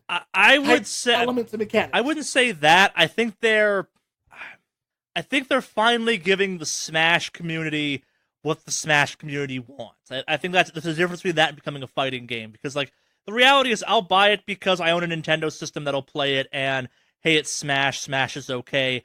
But the majority of people out there that are going to buy it don't really care about some of the systems they've added to that game. We're going to play it because it's a fun party game. All of that was for the Smash community that's like, we will fucking riot if you guys don't finally make this game the way we want it to. I think this is Nintendo trying its hardest to make Melee go away. Well, I mean, sure they want to make Melee go away, but like... No, and you do that by finally kind of leaning into, what do you Smash people want? This, and that. Put it in the fucking game, Sakurai! Do it! But what if we do it? Yeah, no, I gotta say, I kind of dug it. I like all the stuff they're doing with it. I really do. Yeah, so that was pretty cool. For the people those changes matter to, I suspect they really matter. For someone like me who's like, I'll buy it because party game, couldn't care less. Mm-hmm. Won't affect me at all. Like, you gotta understand, like, fucking, that game and that Shonen Jump game they showed off as part of the Microsoft press conference occupy kind of the same level of reverence for me, where it's like, they're fun and they're silly. Because I can make Goku fight Luffy from One Piece, and that's fun. Oh, that's right. There was that Jump Force? Yeah. Yeah, that was pretty fucking cool. If it's got Boba, I'll be happy. Well, I think they only showed off a few characters. They showed off 3, Luffy. none of which are my favorite characters, but you know, I as someone who used to subscribe to the Shonen Jump release in the US, they got a lot of characters they can pull from, and from the last Shonen Jump video game they put out had a lot of characters in it, and that was cool. It had Boba. Every game they put out for that needs to have Boba. Sorry, yeah. Boba. Or Boba for short. Bubba. No, that's not right at all. Bubba. No, that's Bubba. That's a totally different franchise. Bubba. Shut up. All right. Well, obviously Nintendo Smash Bros was the big thing. Super Mario Party. I like that. I look forward to hearing all the friendships broken. Yeah. If you were going to be here, we'd probably do a live stream of us playing Mario Party and me being like, kill me, break my shoulder again because it's less painful than playing a fucking Mario Party game. Yeah. I like Mario Party personally. Big fan of them. I've had a lot of good childhood memories with it, so I will play that. That seems to be the thing. Like, I didn't own Mario Party. I played it at my friends' houses, so they'd like fucking practice Mario Party or something. So that was always shitty. And I also had one friend who had like a solid rule that Luigi always had to win, who would like fucking unplug his Nintendo 64 if anyone was about to beat him, which sucked. Oh, well, that's so forever that will be Mario Party in my brain. Like, Mario Party ends when Luigi's about to lose because I was playing Yoshi and beat him at something enough times. Yeah. Like, that is that game in my brain. Got it. What else? They really didn't have much. Like, what's it called? Dragon Ball Fighter Z's coming to that platform, because why the fuck not? And, what's it called? Fortnite out now for it, kind of thing. Unless you play PS4, in which case you can't log in. Oh no, but you can still play it on the Switch. Oh, I know, but you can't move anything else. Yeah. So be mad. I thought the biggest weird one was SNK Heroines Tag Team Frenzy is coming to the Switch. I'm like, aren't you the family-friendly console? About that. Well, maybe some things have changed. We totally forgot to talk about the Bethesda press conference. Oh, we'll get back. Yeah. Oh, Doom! Yeah. Not Doom, Wolfenstein 2, still totally coming to the Switch. Because, fuck it, why not? Yeah. I know this is going to be Bethesda related. Yeah, no. I'll wait for Bethesda. I'll let that go. Yeah, I don't think there's anything else that actually particularly caught my interest. Oh, they're doing Overcooked 2, if that's your thing. Enjoy. I liked Overcooked, that was cool. Yeah. So they're doing a part 2. Yeah, Hollow Knight. I will play that. Hollow Knight 2 is out now for the Switch.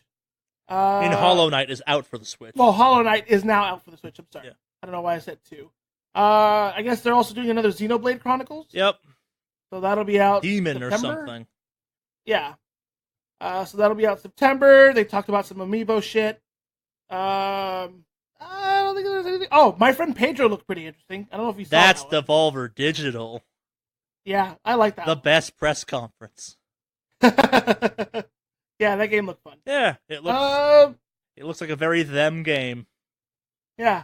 Let's backtrack. Let's backtrack to Bethesda. Only 2 important things from that one: Doom Eternal, Rage 2. Nothing else announced during that press conference is important. Excuse me, sir. Did you not see they have Elder Scrolls Skyrim for the Alexa?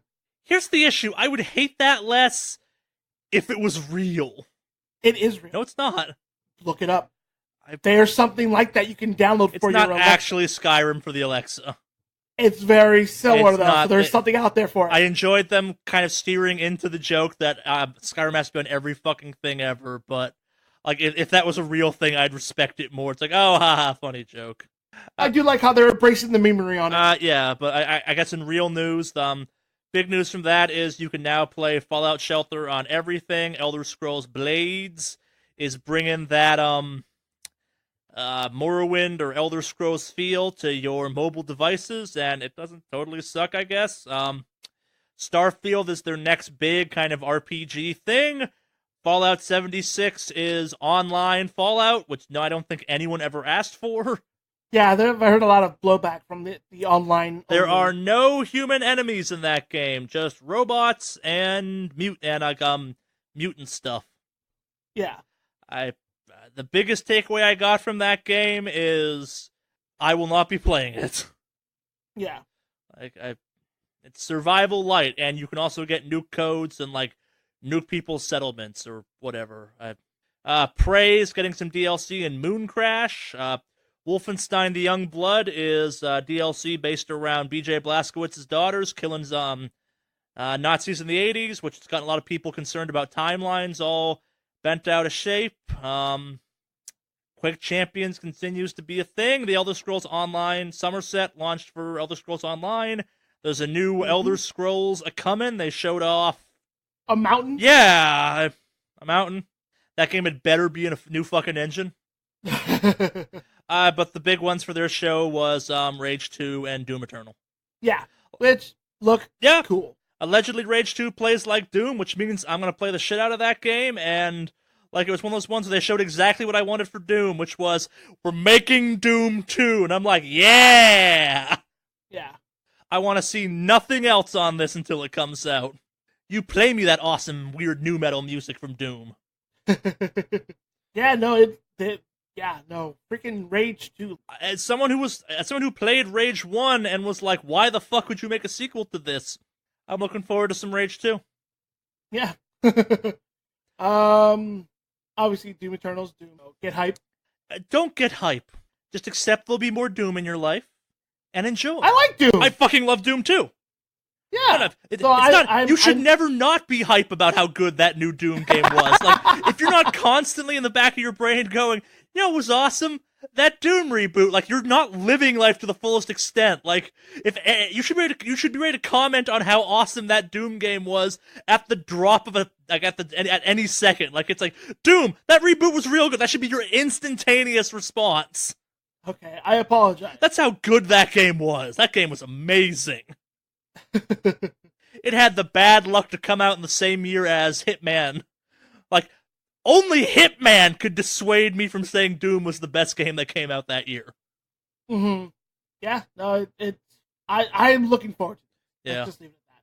Super excited about it. Like, Doom and God of War, the reboot, share that same place in my heart where I'm like, I didn't know I wanted this, and like actively was like, at first announcement, but then they came out, and I'm like, my life is better because of this. Mm-hmm. Well, yeah, like I said, I'm excited. Yeah, they could have a dude come out in like a leather jacket and like Doom Eternal t-shirt and been like, we're making another Doom piece, and I'd been like, best moment of E3. That actually would have been better than the trailer, in my opinion. No, they should have had Andrew WK come out because he was at the start of their fucking press conference and been like, Doom 2, bitches. And I've been like, thank you, Andrew WK. That's the way you announce that game. You need someone down with the Satan to come out and be like, we're making Doom 2. And you're like, okay, you do that. Take as long as you need. Do not show me a trailer between now and then, because the trailers you showed for Doom were bad. Yeah. That's it for their press conference, really. Yeah. Are we missing anybody? Did we go through the whole list? We kind of blew through Square Enix pretty quickly, but like Just Cause 4 got shown off, and hey, there's like hurricanes, apparently. Not hurricanes, tornadoes, and maybe you can control them, maybe you can't. It's not totally clear. We Happy Few's allegedly back to closer to what that initial trailer was for it, which is good because what that game was not that, which was bad. What the fuck was it? Do you remember The Quiet Man? That one was fucking weird. Quiet Man? Yeah, there's a game they talked about during Square Enix called The Quiet Man. Oh, is that thing with that slick art style? That's the one with the dude who like can't hear anything, but he ends up killing some people in an alleyway or something like that. Oh yeah, that was a weird. Like he had that delivery bag and shit. Like he delivered death to those fools. Yeah, that's exactly what it was. Yeah, he just kills two dudes and then. If that game's a mix of FMV and that, I could be down with that. Yeah. So yeah, that one was a weird thing, but I had no idea why he just beat the shit out of those two guys in an alley. As I kind of hinted at, Hitman 2 was there, being all Hitman-like. Yeah. Hitman did Hitman things. Hitman did Hitman things. Yep. Hitman can do no wrong as far as I'm concerned.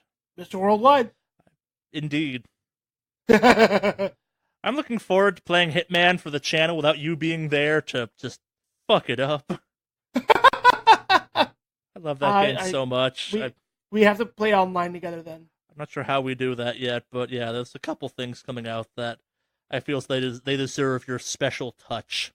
Probably the thing I actually enjoyed the most, because I was stuck in the house watching stuff.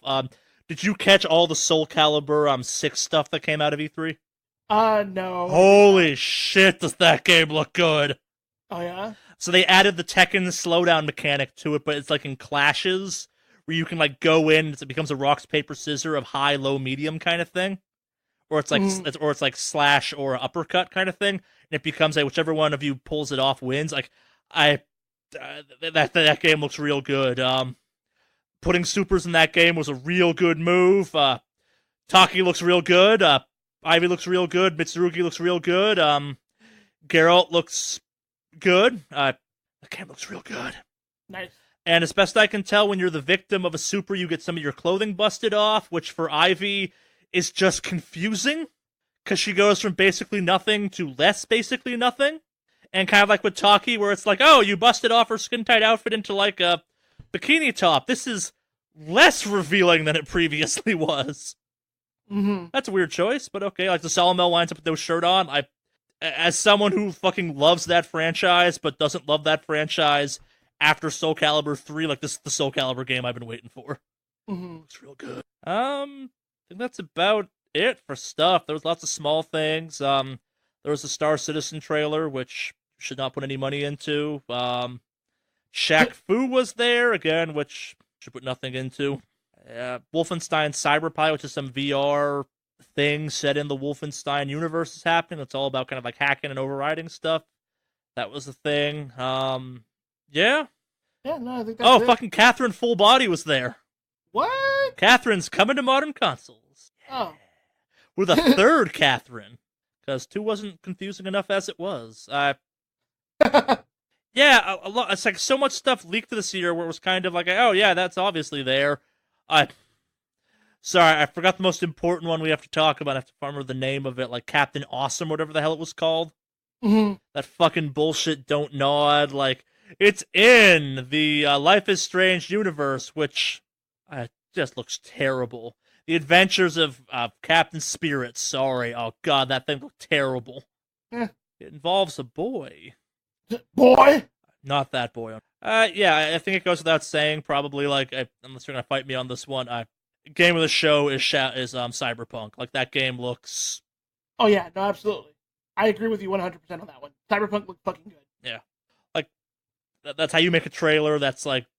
And it's like, yes, we're doing it, and you're like, man, you guys are doing it.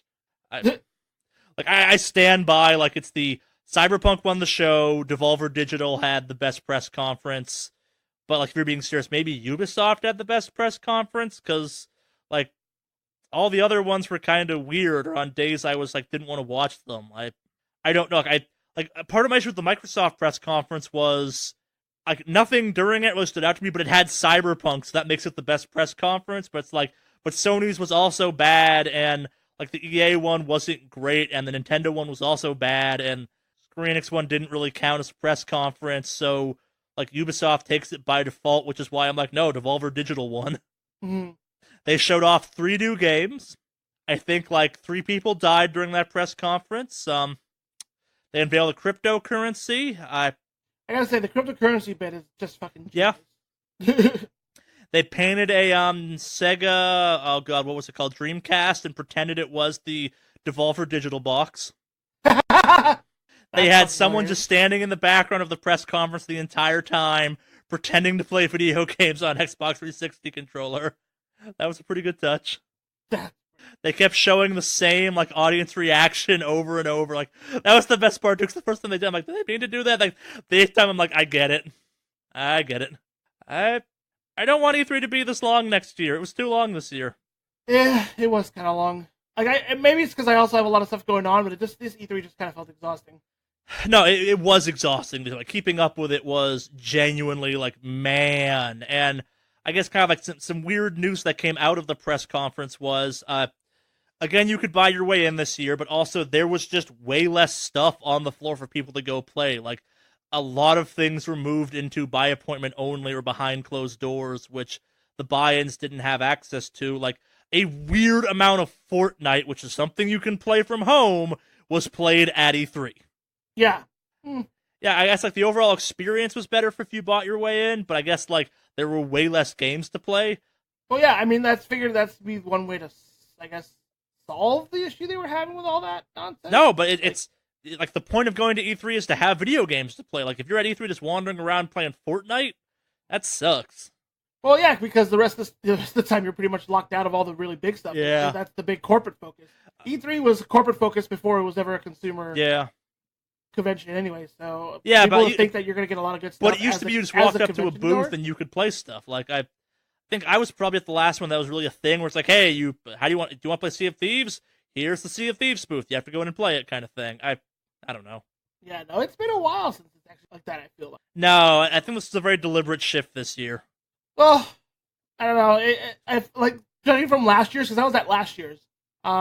There was a good chunk of stuff that was very much closed off. So no, that's what I'm saying. I think like I was at the one 2 years ago. That was the last one I was at, and that you could still demo stuff on the floor pretty easily. Like you could, I at least saw like Horizon Zero Dawn's thing they were showing people and stuff like that. I played Horizon Zero Dawn at that show kind of thing. I get the impression that type of stuff was like, no, you're not getting into this. Gotcha. Like not even all the press people got to see Cyberpunk. Yeah, I don't know. This just felt like a bad E3. Like, and there was some cool ass shit announced as part of it, but like following it, man. Yeah, no, following it was exhausting. Yeah. I think unless you have anything else, I think that's it for. No, I think I agree with you on that. Yeah, I mean a lot of good stuff if you're a fan. A lot of stuff. Next year's like like January, February, March are gonna be fucking insane. Way too much stuff comes out in that time period. It was like that this year though, wasn't it? Worse. Like, we had a lot of really good. That's true. Well, that was just an early glimpse. Now we're going to see a lot more. Yeah. But I remember, like, there was a lot of really good shit that was coming out early on this year. So, yeah. Well, yeah, I think we milked this as far as we could. That's a good word for it, yeah. So. Yeah. We have no emails this week, but if you wanted to contact us, Alex, how'd you go about doing that? So you would simply open up the email provider of your choice and send us a message at the email address wickedawesomecast@gmail.com. What's that email address again? wickedawesomecast@gmail.com. wickedawesomecast@gmail.com. Down as it spelled as it sounds, down in the show notes, etc., etc. We love getting emails. They're awesome and stuff. But that's gonna do it for this week. So you're off to move, which means will we have a podcast next week? I maybe not. Maybe not. I may try and figure something out. There's been some people I've been trying to get on as guests for a while, so maybe next week will be a guest episode or something. Yeah, or we just might not have it. Yeah, that would be helpful. Yeah. But yes, yeah. Also, the next time we record a podcast, the next time I'm on it, I will be recording from Stumptown. It's gonna have spruce powered internet. Yes, sir. Green energy efficiency internet. So, sure. But yeah. But yeah, that's where I'll be. Yeah. So I guess I'll pimp this a second time. This is the last time I'll mention on the podcast. I've started up my side thing that's kind of chronicling the recovery of my shoulder. It's called This Is Why I'm Selling My Motorcycle. You can find it Many places fine podcasts are purveyed. It's, I think, like episode 3 goes up the same day this one goes up, so I'm putting stuff in it. That's the thing I say in that podcast. I got no fucking clue what my plans are for it. It's kind of a podcast for me that anyone who fucking wants can listen to. Yeah. Yeah, I hate my shoulder, but yeah. No big games coming out soon for me to check out, so I don't know what I'll be up to. Maybe playing more Black Desert, maybe not. Probably not, because I think I'm done with that game for a little while. Who knows? Probably playing more Starfinder. Yeah. Want to get into that. I will probably be doing, other than move stuff, I'll probably be fucking around with some of the PS4 console stuff. Sure. Just to get it settled, so. Yeah, easier to set up than a PC, typically. Yep. So yeah, other than that, that's it on my end. I will be probably posting some adventures of mine when I start to get situated up there, so if you guys want to check me out and some of the stuff I'll be posting, maybe online across the board. If you want to record some, like, mini Alex's Adventures podcast, we could, like, do an Alex Adventure podcast or something of moving. Yeah, Alex moves to the Northwest. Sure. Do you want access to the Mixer? Those are the Mixler? So you can do a live show from the car? Sure, why not? I'll set that up for you then. Yeah, I can post a little something. So, because since I drove up there a couple weeks ago, the internet actually isn't too bad while I'm driving. So, or at least the cell phone reception isn't bad. So I could probably. But yeah. Other than that, I think that's it. We've talked about what we need to. No emails and all that nonsense. There's something else I was going to say. Other than, I can't remember. Yeah, I can't remember. Really? So, I can't remember what I was going to say. I was going to go in there and I just had a moment. Yeah. It happens more often. It happens pretty often to be more than you think. I'm the older one of the two. Let me be old and forget. Going senile in your old age. At the ripe old age of 32. Sure. Yeah. Yeah! That's it! Post E3 podcast complete. We've made it another year. Every year we get a little bit closer to just quitting and becoming a foodcast, but for now, we'll continue doing video games. Sure. Working out okay for us so far. Yeah, we're good so far. Also, I'm not sure what's up, but some people have subscriptions have been weird lately, so I apologize for that. Just go, if you're having any problems with it, or you're somehow hearing this and you're having problems with it, go double check and make sure you're pulling off of the Podbeam thing, or if you're subscribed through Stitcher, the Google Play one, or iTunes, it should be fine. If you're off the old RSS on the website, I don't know what that thing's doing. Mm-hmm. I replaced that with our Podbeam one, so you should be fine now if you're just pulling it off there, but I don't know what happened to our old RSS feed. But yeah. That's yeah. it. That about does it for this week. You want to try taking us out this week so I can interrupt you again? Sure. Really? You're leaving this giant open window? Go!